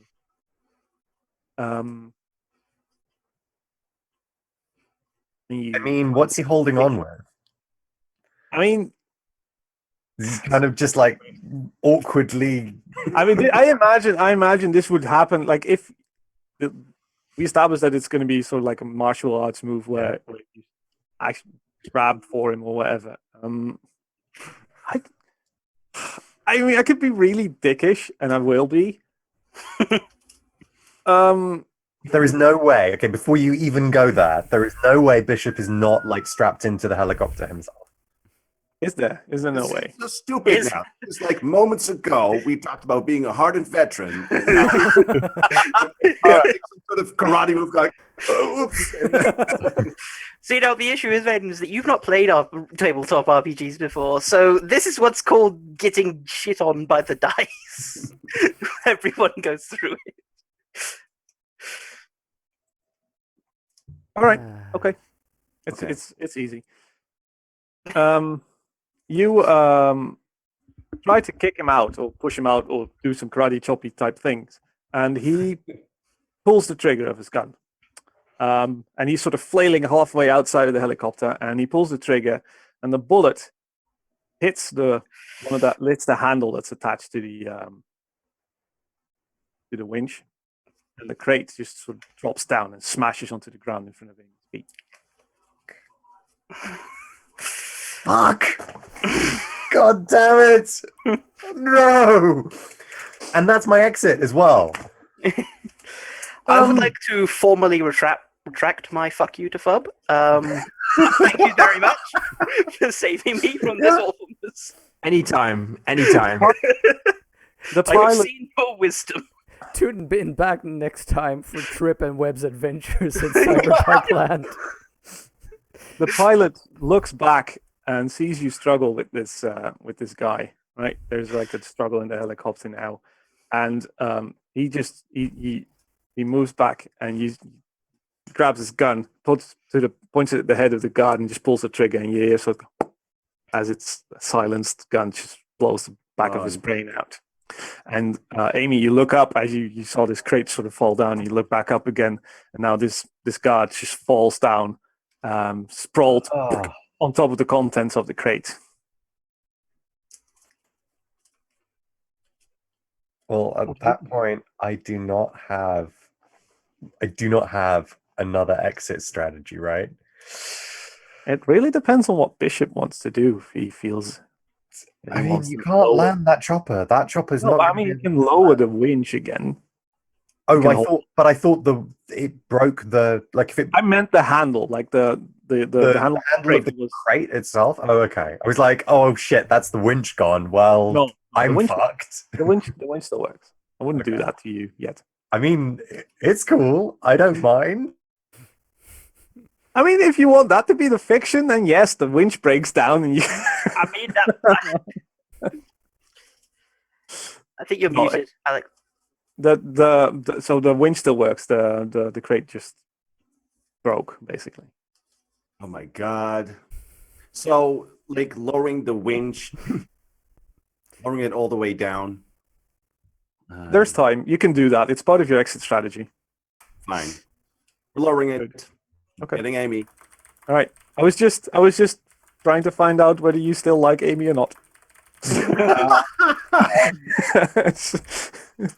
Okay, so Amy, you get winched up. Yeah. And get put into the helicopter, and the pilot says, "Oh, finally! Fuck you guys! This is the last time I help you out, Bishop." And he just you see the helicopter fly away as we see the camera pan down towards Trip, who's looking at the entire scene from the shadows.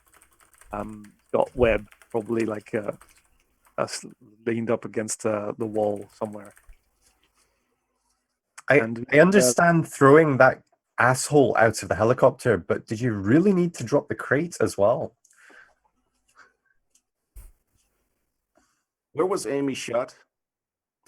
Neck. In the neck, right? Yeah. I neck Bleeding punched. pretty bad. all right, okay. It's like whatever I risked for the crate and all the stuff that happened, and then you get a snipe. There you go. Yeah, you better mix That's it up the, because Shut up. All right. Amy's not a fool. She'll protect herself. Okay, you mix it up then. This, yeah. Oh, then you're fine, Amy. Sick birds.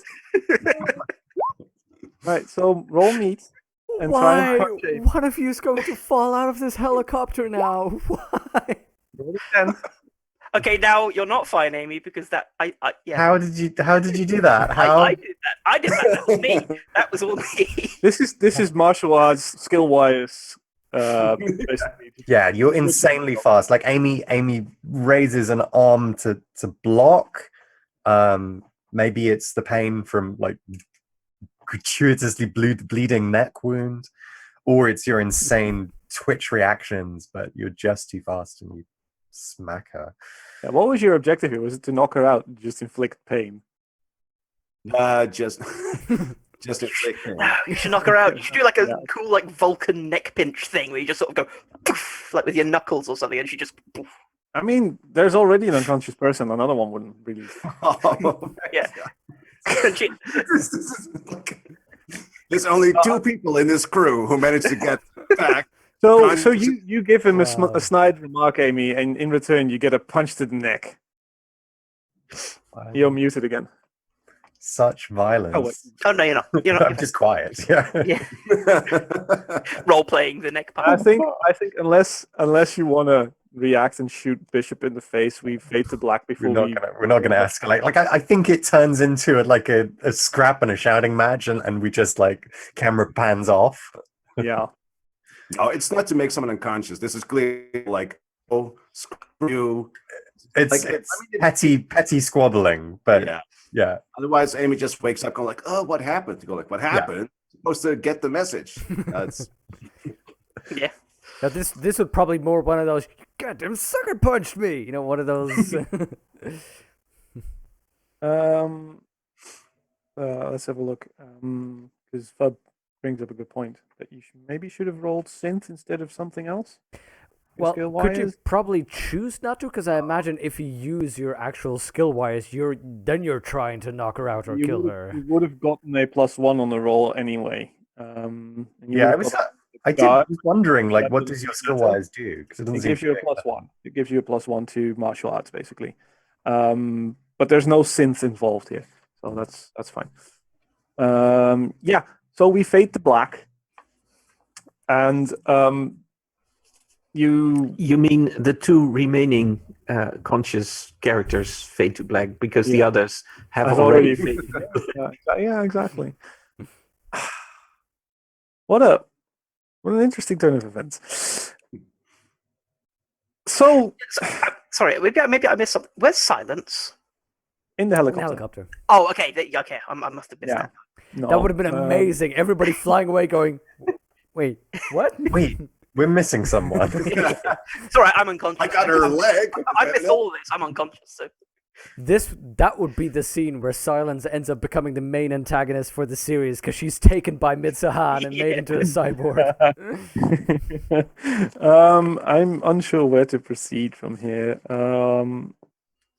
Well, let me tell you what Trip is going. What Trip will try to do.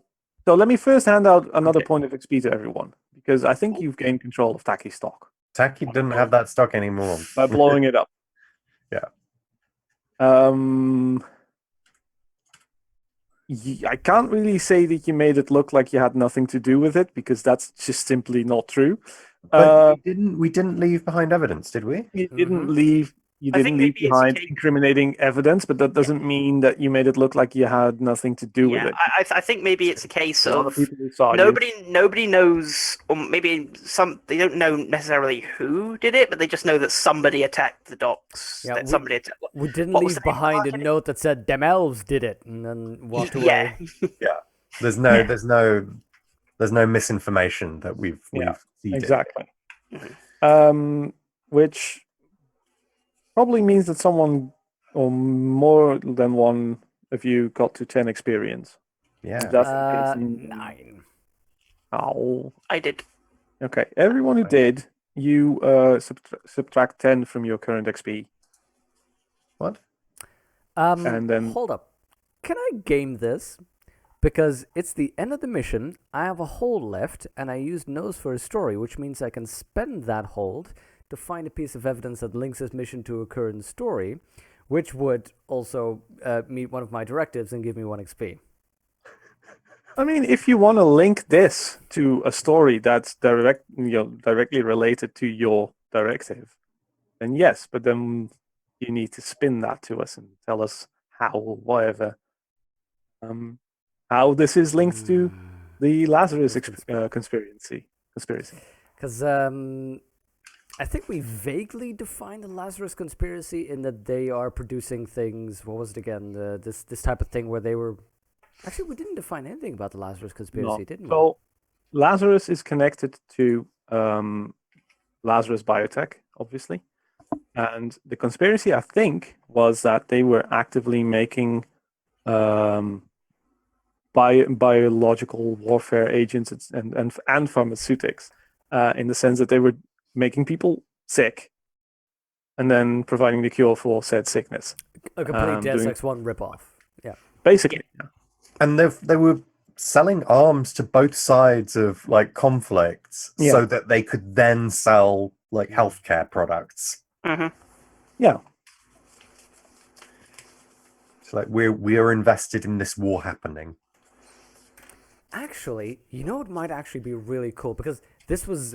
I'm picturing this as sort of an idea of it's something that she believes is true and should be out there somewhere. She's trying to find these clues. And we'd already established that once before she thought she found a piece of it, but then it was all covered up just before she actually could get to it.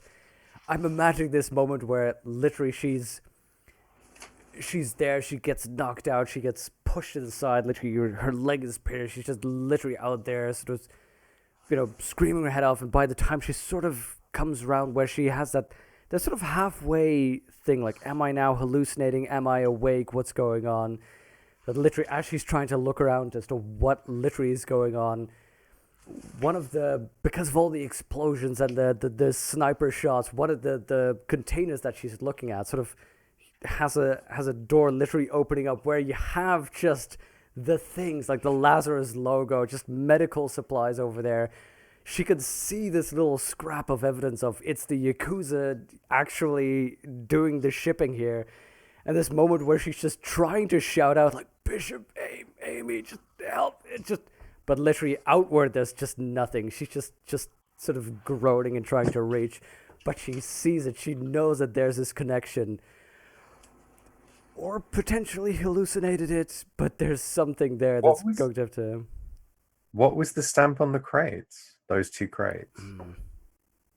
I mean, I vaguely established it was... what was it again?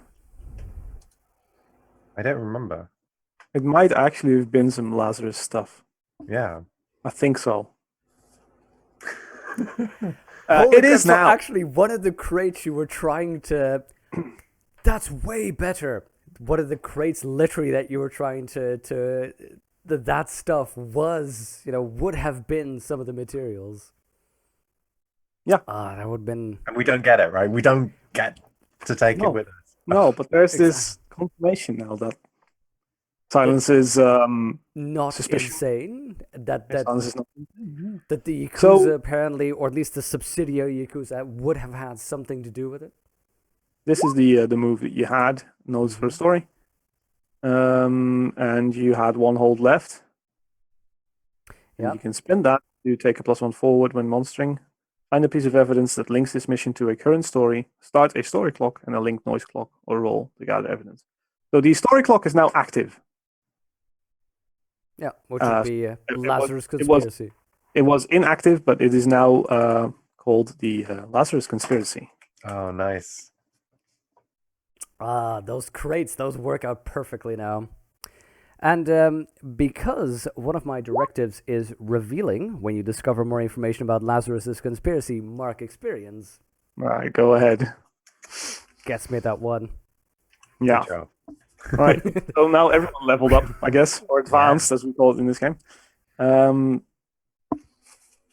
You get to choose from a list, and I'm just going to read it out to you. It's a basic advances. Choose another move from your playbook. You can do that 3 times, right? So this is a list that you need to cross off, basically. Mm-hmm. So everyone should basically write this down, maybe. You can choose another move from your playbook 3 times. You can choose choose a move from another playbook 2 times. So every time you advance, you tick off one of the things, right? Mm-hmm. You can choose +1 style with a maximum of +2. You can +1 edge with a maximum of +2. +1 cool, maximum +2. This goes for all the things. +1 mind, +1 meat, or +1 synth with a maximum of +2. And you can only choose each option once. Okay.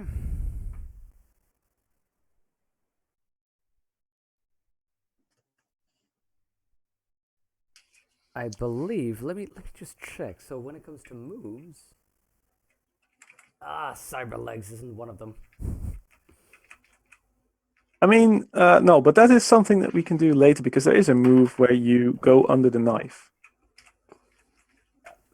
No, I was hoping that get a piece of cyber kit would have been one of the possible moves, or at least one of the possible advances. It is, and then you'd still need to go under the knife and explain how and etc. and what happens. But but for some people, but it's not for all of the. I don't. Yeah, the reporter doesn't have that. I'm going to take the move case the joint, which is this one. You take time to examine the location for security weaknesses you can exploit. Roll edge. Then plus gain 3 intel. 7 to 9 gain intel. You may spend this intel in the normal way, or you can spend 1 point of this intel to ask questions from the assess or research lists. Nice. That's a strong one. All right, so cross off that you took a move from your playbook. Yeah. I think I'm going to go with programming on the fly. You can adapt your programs to specific weaknesses of the matrix constructs as you encounter them. When you successfully compromise security or manipulate systems, which are 2 matrix moves, you gain +1 hold. Nice. So with my Council Cowboy, that would, if I did both those moves, that could give me a maximum of +5 hold within the matrix. Yeah. Oh, I That can would reduce actually. the amount of rolls you'd need to do in the matrix. Here's the downside. I think no. There is a move that allows me to get an extra bit of cyberware and downtime. You just have to describe how you got it and paid for it, just as in character creation. But by all logical sense, that would be from the list of the reporters. There would be ears, eyes. No, I don't think so. Which one is it called? What's the move called? Chromed. It is on page. right. Where's the number? Oh, you have it already. Okay. All of them, I think all of them have chromed. Don't they? Yeah. Well, choose another piece of cyberware at character creation or in downtime. Yeah, okay. See, 'cause there's different options. I would say that for Chromed, you just get access to all the cyberware that's available in the Sprawl, and not just from the list. So it's not part of your starting cyberware. Mm-hmm. But then again, when you choose it as one of your starting moves, then you choose another piece of cyberware, which would suggest that you choose it from the list available to you as a reporter. I mean, it stands to reason that you want a replacement leg, right? Yeah. Yes. Well, I mean, we're gonna think about this. There's so many cool options. So there's chromed, which makes sense, just to get a new leg. I could choose filthy assistance, which is more practical. When I spend intel, I'll give mission advice, and I give everybody a +1 forward if you follow that advice. So that'd be really useful. But there's also the other really cool one, very stylistic one, war correspondent. When acting under pressure while in physical danger, roll edge instead of cool. This could be a moment where she hardens up. The choices. I mean, is your edge good compared to your cool? It must be, right? Yeah, it's 2 rather than Your height. Yeah. the cool is 0. So Well, it's not nothing.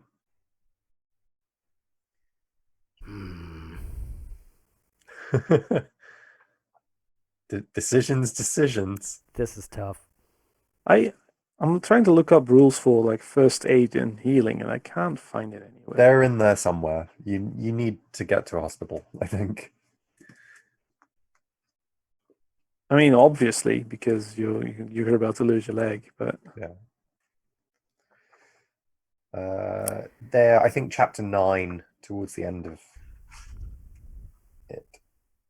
All right, I'll have a look. Page So- 219, long-term healing. That will be it. Yeah. There are no rules in the Sprawl for time or cost of recovery of harm between sessions. Right. Well, So there are literally no rules.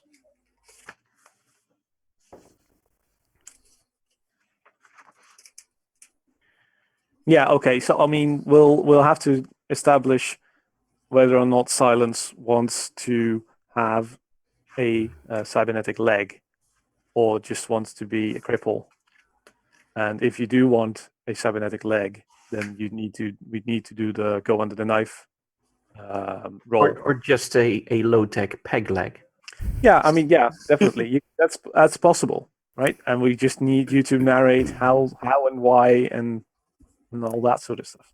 But right, let's you could. My feeling is that you could get a 21st century sort of prosthetic that you could walk on, right? But it's not gonna give you any benefit other than it's a replacement for your missing leg. yeah, and it's also a flag for me to say your prosthetic now just breaks down. Yeah, it's just like Hit cheap, the leg. and that's the thing. Would be cool. Like it's one of those. It's a cheap knockoff older one because that's all she would be able to afford, something along those lines. And it's not one of those beautiful new ones that just where the actual machinery ripples like muscle. This is one of those slightly creaky. You walk at normal speed, but you hobble just that bit. Yeah, so it's not cyberware. It's just I mean, maybe it is, but it's not effectively not cyberware. Yeah, Well, it's so not fully that's neurally establish linked. what it is, because if it is cyberware, then we need to go under the knife and roll. Yeah, We I have- mean, yeah, it's not high tech. It's the Alright. cheap stuff that you could afford yourself, right? Yes. Yeah, like basically, if it were a cyber hand, you could perfectly grab a paper cup. If it's one of the normal ones, you have to spend 6 months trying to practice how to grab things, that kind of stuff. Okay. So we've got Trips advancement, we've got Web's advancement. Silence. What are you going to choose? I am choosing the war correspondent, Jay, because I think that this is the moment where she. This changed her. This seriously changed her. All right. Cool. What about Bishop? Yeah, I've been looking into the playbook of the soldier. I'm interested in hands-on management, which is similar to what Silence just did. When you mix it up, I could roll mind instead of meat, but it says while directing a mission from the front. Yeah. So that means that when you mix it up as someone in a helicopter with a rocket launcher, that doesn't apply. Or when you're training a sniper rifle on someone else and you try to mix it up, then it doesn't apply. You need to be there in the thick of it. Okay. That's how I would interpret that. Well, with your move to insert you into a scene whenever you want, and in combination with that, It's a good combo. It's like you're there whenever you need it, and then you just mix it up with your awesome plus something stat instead of your terrible meat stat. And My then meat is 0, and my mind is 1, and maybe Bishop lives long enough to increase mind again, and then it'll get really cool. So Right. management. That's basically what I'm going for. Okay, cool. And I then think in the meat department, we're pretty much all vegetarians. Who has a plus on meat? I don't think any one of us. no. Die-hard vegans, all of us. Well, I think I am actually a vegan because I have a -1 on me. So, Also -1. okay, yeah. Yeah. Well, you have negative you have one. -2 now because you lost a leg. I subtract 10. What about the advancement for our fixer? Amy. Our fixer. I mean, I was toying with a few different options here. I love the moves in the Sprawl. There's a lot of really good ones.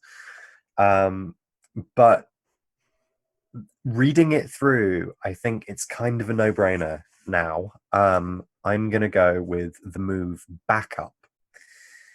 You have a group of associates who provide security. This is a small gang, 5 to 10 hired thugs. 2 harm, small employees, 1 armor. And I get to pick 2 other tags. Either I can make them well armed or well armored or ex-military, or like more than just colleagues. They can become like loyal to me, or I can put them all on like bikes. So they get mobile, or I can just increase them to like 15 to 30 of them.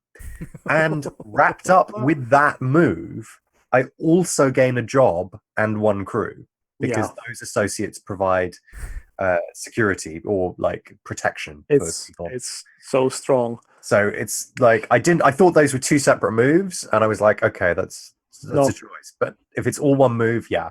Yeah, it is. That's pretty damn good. Strong. Okay, so let's establish what this gang is, or these this security. I imagine you, after this shit show, you went out and hired some people. Yeah. What's Oh, I don't who know. are these hired thugs? I mean, they're thugs, right? That's Yeah. Well, I haven't decided yet on how I want to like whether I get to pick 2, and I don't know where I'm going to pick them yet. Okay. Well, then I'll just leave it for now. And Yeah, maybe can we reveal that next session? We know that they're going to exist, but yeah. as I'll for make when a and note. how they came into being next time. That's fine. Just gonna write down the tags. Ooh. Apparently, if you just hold down the down button on your experience, it can go all the way down to -10. I wouldn't do that. No, So yeah, Mark, just make a note that you have the protection job now as well. Yeah. Next to your delivery and pimping jobs. Diversifying the portfolio. So your mission was a success in the sense that you achieved what you set out to achieve. I mean, some parts of it. And you haven't staked any cred on it, which technically means that you can't earn anything from it. We However, literally took nothing away from it, right? Yeah, so here is where I think the rules are a bit iffy, in the sense that cred also means street cred. Mhm. I mean, you went out and took out a guy that hired you, right? That is worthy of That's reputation, right? his reputation. It's cred. I'd say everyone gets at least gets 1 cred just because of this. That doesn't mean it's a good reputation. It's mixed, right? It always is. You're It- dangerous. That's great if Yeah. you're looking for someone dangerous. It's kind of not great if you're, wanting to trust someone. Well, it's not good if you're a reporter and people start saying, "We think you're not undercover anymore. You're hanging out with a gang of thugs." You lost a leg, for crying out loud.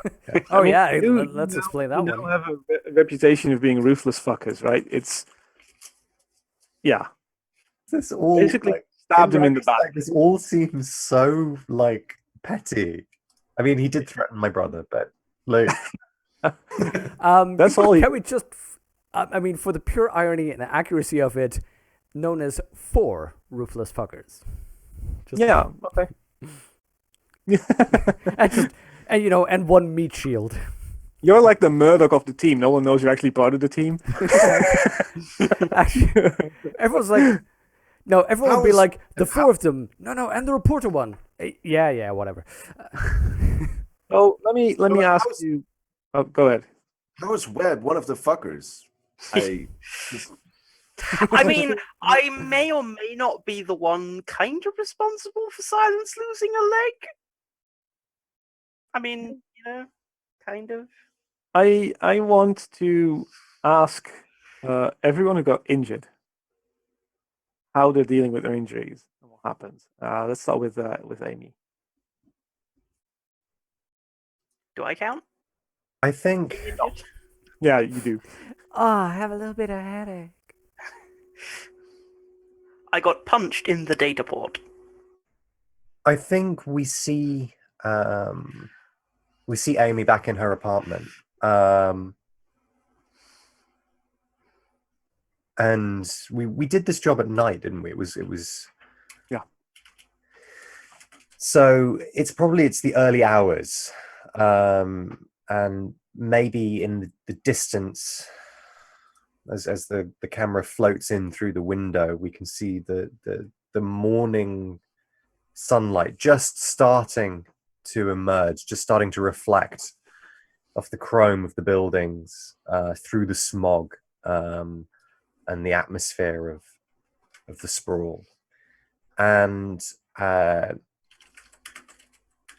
Amy has a piece of like a heavy piece of rubber, like silicon rubber, in between her teeth, and she's opened a small Lazarus biotech case. It's about yay big, and there's a auto suture kit in there, which she's applying, obviously in some considerable pain, as it cauterizes, grafts replacement skin, and like sutures the neck wound shut. There's just, and eventually when it's done, there's just this thin red line, and the whole area is kind of obviously a darker color because of the blood and whatever. But she wipes it with a wet cloth, and it's almost unnoticeable, and in time that too will disappear. It's like, it was actually a lucky injury. It's gonna be sore for a good few days or weeks, but yeah, it's not gonna leave an obvious mark. Okay, cool. Webb, you go ahead in the data port. Actually, can I narrate how Webb wakes up from that? Yes, definitely. Please do. Okay. Webb will wake up on a soft bed in Trip's spare bedroom. There will be a little side table with a glass of water and 2 painkillers. And a lock on the Soft door. music coming. Yeah, and a simple little padlock on the door. Okay. Yeah, I think. Yeah. No. Okay. So I'd like to think that when you've been, jacked out forcibly, right? It's like when there's like leftover bits, because being in the Matrix, it's one of those marvels of technology where it's the merging between biological and machine, right? So it's not a case that your mind simply, like, if for example, if you're in front of a computer, you're just seeing things that are going on the screen. It's literally in your head, and it puts forward almost like a false image, so that your senses and your brain can make sense of what's going on. But in fact, all it is it's just interfacing in your brain the same way that like your muscles are, but it's doing it cybernetically in like a third person space. It's like dreaming, only Yeah. more real. Yeah, it's like dreaming. It's like lucid dreaming. Yeah. Except there's like, some restrictions. And when, it like if, for example, what's that? It's like a medical term for it, where it's like when you wake up from like a really deep sleep, but your body hasn't quite woken up. Sleep paralysis. Yeah. That's the one. Thank you. Yeah, and it's like at that point you hear like people get like, I see awful things, because they start hallucinating because their brain isn't quite like conscious yet.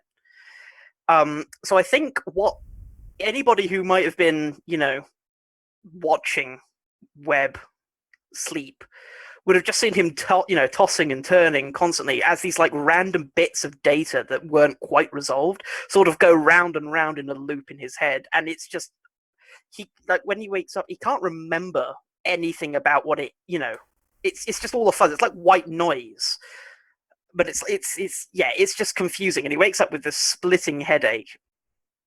But I think the one thing he does remember is just the gunfire, because that's probably the last thing he heard.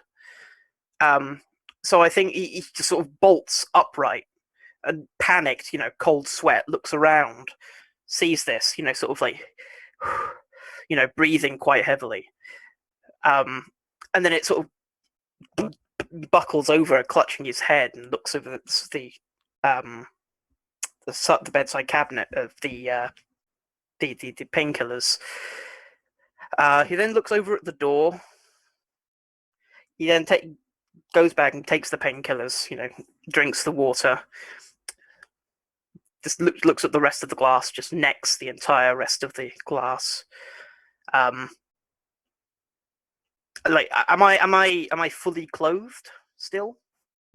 I know that sounds weird, but like, I mean, did you like take my jacket off or anything, or am I just like literally as you found me? No, you'll probably have your jacket off, but okay, and but your still... shoes. Yeah. Okay. I mean, I don't want anybody with their shoes lying in my spare bag. I mean, yeah, that's yeah. Yeah, I think at that point I will get up. I'll sort of like stand there looking at maybe there's like a little chair, like a little neat, like fancy feng shui chair or something that it's only there for decoration. You're not supposed to sit in it. And my like jacket is like drooped over it, and I sort of reach out to go grab it, and then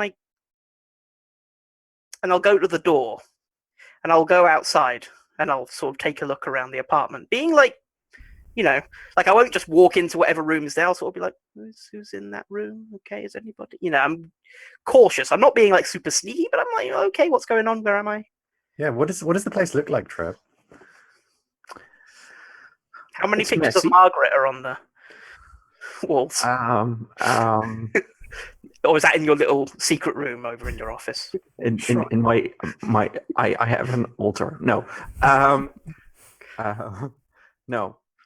It's kind of messy. There's there are some comfy couches, and some low side tables and cabinets. There's an open kitchen with a cooking island, and Trip stands there with a frying pan, and he says, "Eggs and bacon." There's dimmed lighting. There's nothing on the walls. There's no decoration on the walls. But there's a single picture frame on a side table somewhere, but it's lying face down. And one part of the living room is all glass overlooking basically the city. The skyline. Like, are we high up? Like, are we on like a really high floor? No, not really. Maybe 8th floor or something. So Okay. So high enough to have a view, but not on top of everything. Okay. Okay. So yeah, usually basically just say eggs and bacon. I'll sort of like rubbing my head still a bit. I'll be like, sure. Trip, where are the others? So here's a question. Once Trip gets home, he will try to contact the others, saying, okay, that was a thing that happened. What now? But I'm not sure if anybody's answering their phone. Silence would probably be out of reach for like a couple of weeks. I think, and I assume you probably get home around the same time as Amy, actually, because you left earlier, but you hung around to watch, and then we were in a chopper, but then like you've got to drop people at a helipad, so I figure you arrive at around the same time. So my guess is that while Amy is busy auto-suturing her neck, we see the drawer of telephones where there's like 3 or 4 different handsets. and one of them just starts flashing. It's not even vibrating. It's just the light going on. Yeah, she doesn't answer. I mean, she'll be in touch in the next few days for sure, but immediately there are more pressing matters. Okay. Yeah, so I'll just tell Webb they made it out. I haven't been able to contact them yet. Okay.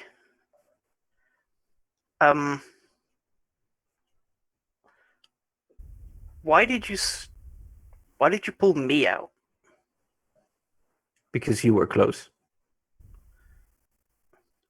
Is that it? Yes. I mean, Bishop pulled the others out. Fair enough.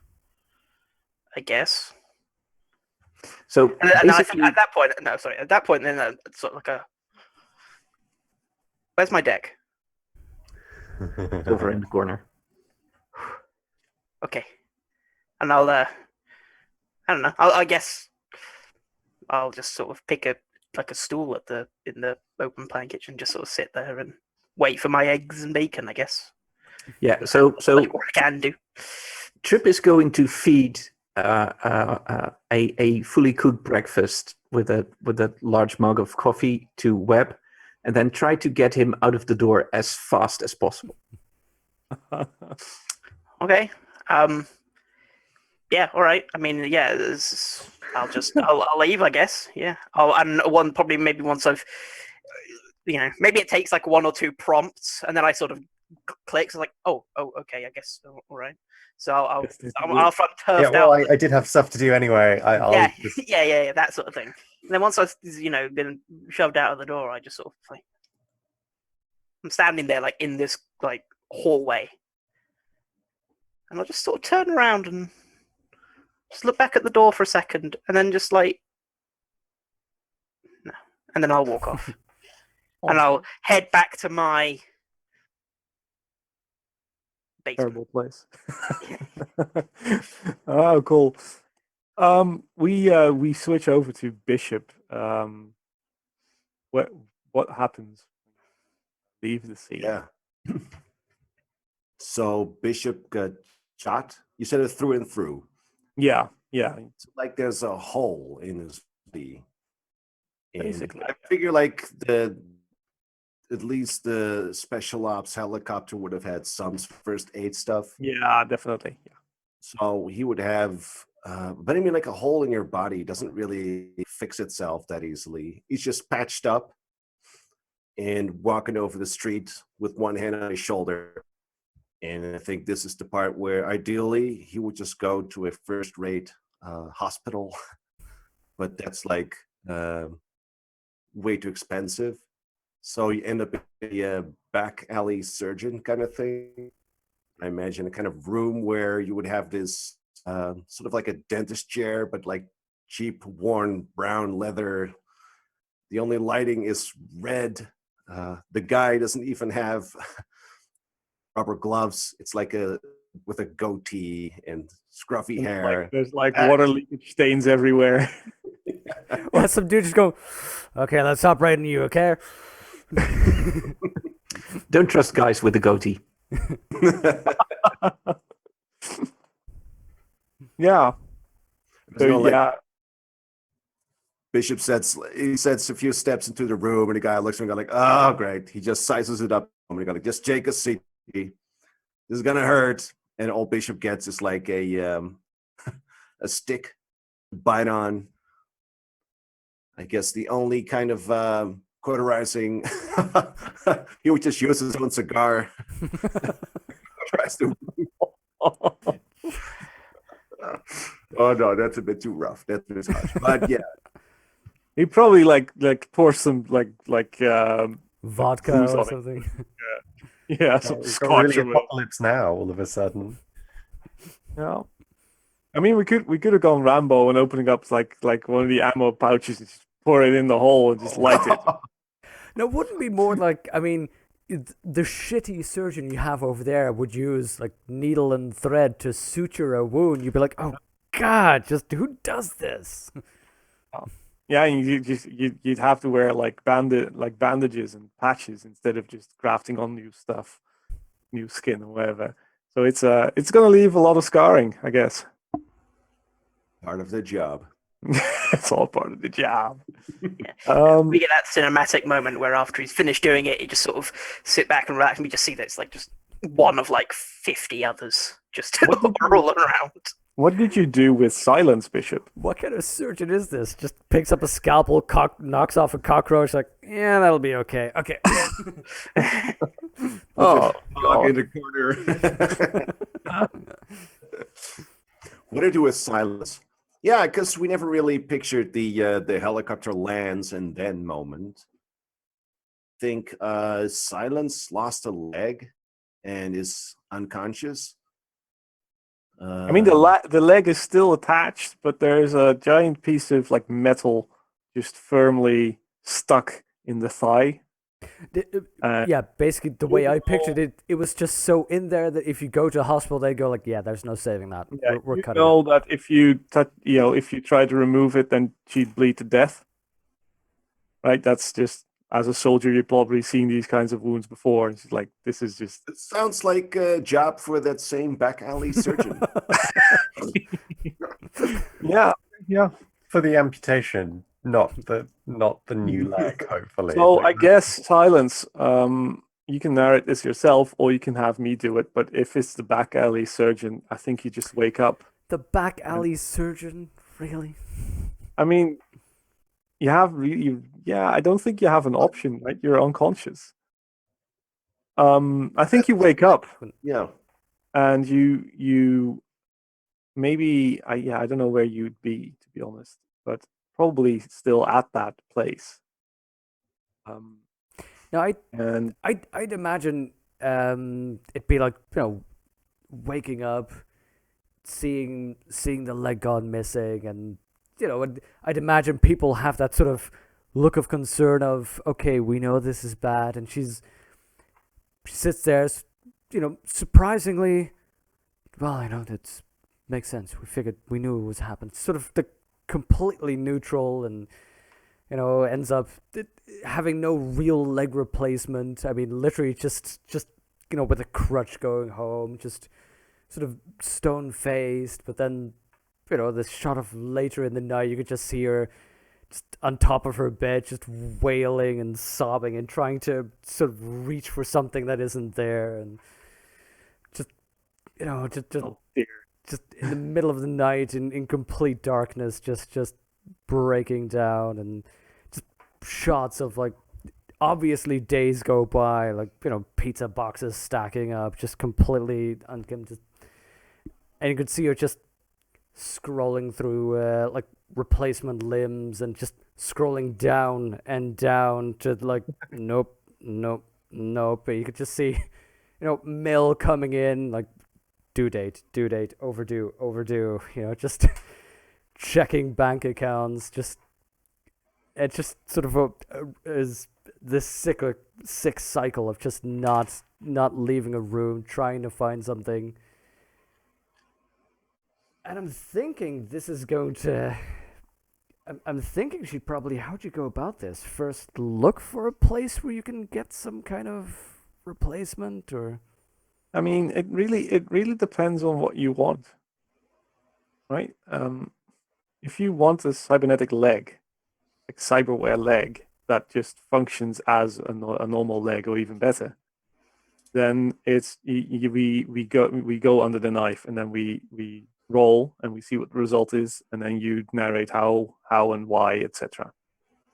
If it's a matter of a prosthetic leg that's just like ones we have now, that is not cyberware and that functions but doesn't function as well as a normal leg or a cyberware leg, I think, then there wouldn't be any issue in you finding it, right? It's just a matter of narrating how. I think the scene then would be sort of, and this is taking like a span of almost a few weeks now, where she's trying with a normal leg, stumbling, falling down, and just you see like, shots of her just losing the story, as in while she's trying to get somewhere, hobbling away, somebody else just runs past, already gets it, and she's Is she constantly using crutches as well? Yeah, I think so. Yeah. Because I mean, a normal prosthetic limb or replacement limb, you're going to need to months of learn. physical therapy and practice to get up to strength using it. Like, Yeah, so I think it's literally just with crutches, just missing out, just trying to get somewhere. You can evenings are filled with like survivor self-help groups where she's just on a chair, just trying to make some sense of what happened. She's you see shots of her going to insurance companies and just people just shaking heads, going to this place, going to that place, just constant rejections. And I think she does in the end try some kind of back alley cheap. She should have gone through Amy, who would have had safer contact. She should have gone through somebody else, but she's just, you can see her just going off by herself in this creepy, dangerous alleyway. And I think she's going to go under the knife. Yeah. Okay. So I'm reading through the move. Yeah, you need to roll cred spent. Max Yeah, but first you +2 need to actually acquire. If you want to have cyberware installed after the start of the game, use Hit the Street to acquire the hardware and the medical professional to install it. Then use Go Under the Knife to have it installed. Anytime you have a doctor with a casual approach to legality operating you in a seedy back alley surgery, you're taking a risk. Would it be easier to sign that corporate contract? And I think you get approached by, I think in your inbox, like official mail, you receive a message from Lazarus Biotech. I already wanted the leg to be Lazarus anyway. And yeah, so they offer you a replacement leg for free. No strings attached. No, I'm not sure that is going to be an option for her at all. Not even a consideration. Okay. Then you're gonna have to hit the streets to actually find that leg and the guy to install it. I think Which might be something we do next session, or turn into like a little operation or whatever, or do off screen. Because I want to do links now. Yeah. So finish the session. I think we end the session on like the image of Silence sitting on a bed, like with the moon sort of shining through the window, and her on her like what you like on your computer or whatever that you'd use, scrolling through the lists and trying to find people who have done this stuff before and calling up contacts and whatever, and just see the desperation on your face. Walking down a street and just seeing people literally shocked, like, oh, the poor thing. Like, who has a leg like that? I mean, why don't you have any cyberware? And then we fade out, and we see the credits of Ashes to Ashes, Chrome to Rust sort of come up, roll up the screen. I never asked for this. Yeah, I never asked for this. That's terrible. Let's see. At the end of a mission, and this is also the end of the session, so it feels right. We each player chooses another character who, as a result of the mission, has a better idea about how your character operates. Explain what happened and what they now know about your character. That character increases their links with you by 1. If that new piece of knowledge would increase their links with your character to +4, explain why that new knowledge changes the relationship. The players of these characters will then frame a short downtime scene between two characters focused on the new knowledge. After the scene, they both mark experience and reset their links with your character to 0. Let's start with Trip. Choose another character who, as a result of the mission, has a better idea about how you operate. Me, I think you have free reign. Yeah. But I think, especially with when he woke up, I think Webb now knows more about Trip than before. So what does Webb know about your character, Trip? You want to fill that in, Thor? I mean, yeah, he knows more, but he also knows less at the same time because he's confused. Like it's the kind of the toss up because when he initially knew Trip, he just thought he was the cold, clinical, I'm here to do the job and do it right kind of person. But he clearly has something more going on under the hood.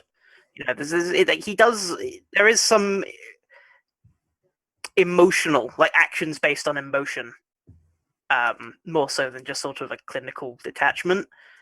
So there's that level, but equally that just brings up even more questions as to, okay, now where does that come from? What extent does that go to? But I now know that facet of him, or I think I do at least anyway. Cool. So you increase Webb increases his links with Trip by 1.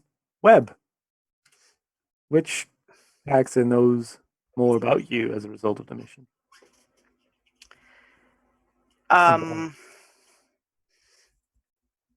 mean, again, the easy option might be Trip, but I mean, I don't know. I think the You also cooperated very well with Amy this mission. yeah, this is what I'm thinking. I'm thinking like maybe You also injured Silence. Yeah, and this is the thing. Because I don't know whether it. I mean, it would depend on whether or not I silence. No, you know what? I think I will. I think I'll choose silence because I think there's an inkling now from silence that maybe Webb almost gets a little bit desensitized to what he's doing when he's in the Matrix because there's sort of that extra level of detachment there. That he's having a whale of a time picking up crates and throwing them around and being really cool an action movie, but then one of his friends loses a leg, and I don't think even Webb's really considered that right now because he hasn't been confronted with that. But maybe, and the question is whether or not Silence holds Webb personally responsible or not. I guess we'll see about that. Yeah. So Silence, you have a +1 links with Webb. Okay, that puts us 2 for me. Nice. All right. Silence. You now get to pick a character who knows more about you. I'm thinking it'll probably be Bishop because I think the moment is obviously shooting the guy, and I think Bishop and Amy were there, but it was directly sort of not saving Bishop, but sort of getting him out of that. And I think Saving Bishop because he would have taken the 3-harm shot to the gut and died. and I think that Bishop would probably learn of Silence because of that is when I'm thinking sort of in previous missions, it's always been sort of this is a useless person. Like if you think about that first mission they had, it was what does she do? She's just here, she stumbles, she does nothing. And now this is the first inkling of okay, maybe she's not competent, but when it goes down, at the very least, she can pull the trigger. That's a very crucial piece of knowledge. Yeah, that makes sense. So Bishop increases his links with Silence by 1. It's up to 3 now. Yeah, and now Bishop gets to choose a character. Who learned something about me? Yes.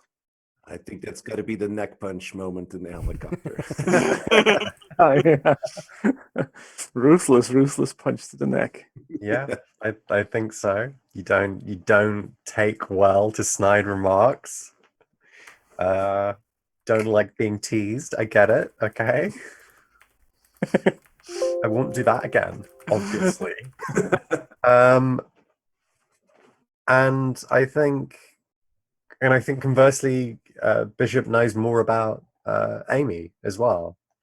That when it's time to go, sometimes she's gonna go for that extra profit. Like, even when everything's fucked, and the really sensible thing would be just to get out with your hide intact, to get out whole. Here's Amy with a crate and an additional guy. Yeah, like That's the whole part there. Like Bishop called in a favor and is actually risking his own escape to a certain extent. Yeah. And then you get this comment. You go like, but you liked it too. You wanted it. So don't even. Oh, it's a +1 both ways. Yeah. Yeah. Cool. All right. That was weird. I did not expect it to go south like that. But cool. It was very cool. Definitely. A lot of stuff for me to think about in terms of retaliation and entanglements and all that sort of stuff. But, I've got 2 weeks' time, so figure it out. Thanks for playing, guys. Thank you very much for Taking it back hosting. to Byronic to outro. Well, the outro is basically going to be short and sweet. Thank you, everybody, for watching. Thank you for being here. Is there anyone who needs to plug some stuff? I don't know, Alex? Yes, hi, I'm Alex. I am very late, but if you want to find me on the internet, you can do that. My Twitter handle is fake_Alex_blue. So please throw me a follow. I mostly tweet about repairing a coffee machine and like being disappointed that people are watching bots talk to each other on the internet instead of watching people make art. Yeah, it's been real fun playing with you guys. I love the Sprawl. And I'm really excited to see what comes next. I think there's so many like really good threads that have emerged as a result of this mission, as a result of this job, like where we get entangled further and what develops could be really interesting. So yeah, I look forward to it. Yeah. Huther, you want to plug anything? I can tell you're all. Don't you're do all, it. You're all waiting. Don't. No. All I want to say. Okay, Stay where you are. We're gonna go to Fub and Vanen first, and then we just. Fub, you want to plug in? You want to save us? Hack the planet. Yes. Oh no. No. Sorry for that. Okay, we don't plug anything more. That's it. Go and see me on Saturday. We're gonna play more Deus Ex. This is it. We ruin it. Bye. Yep. Bye.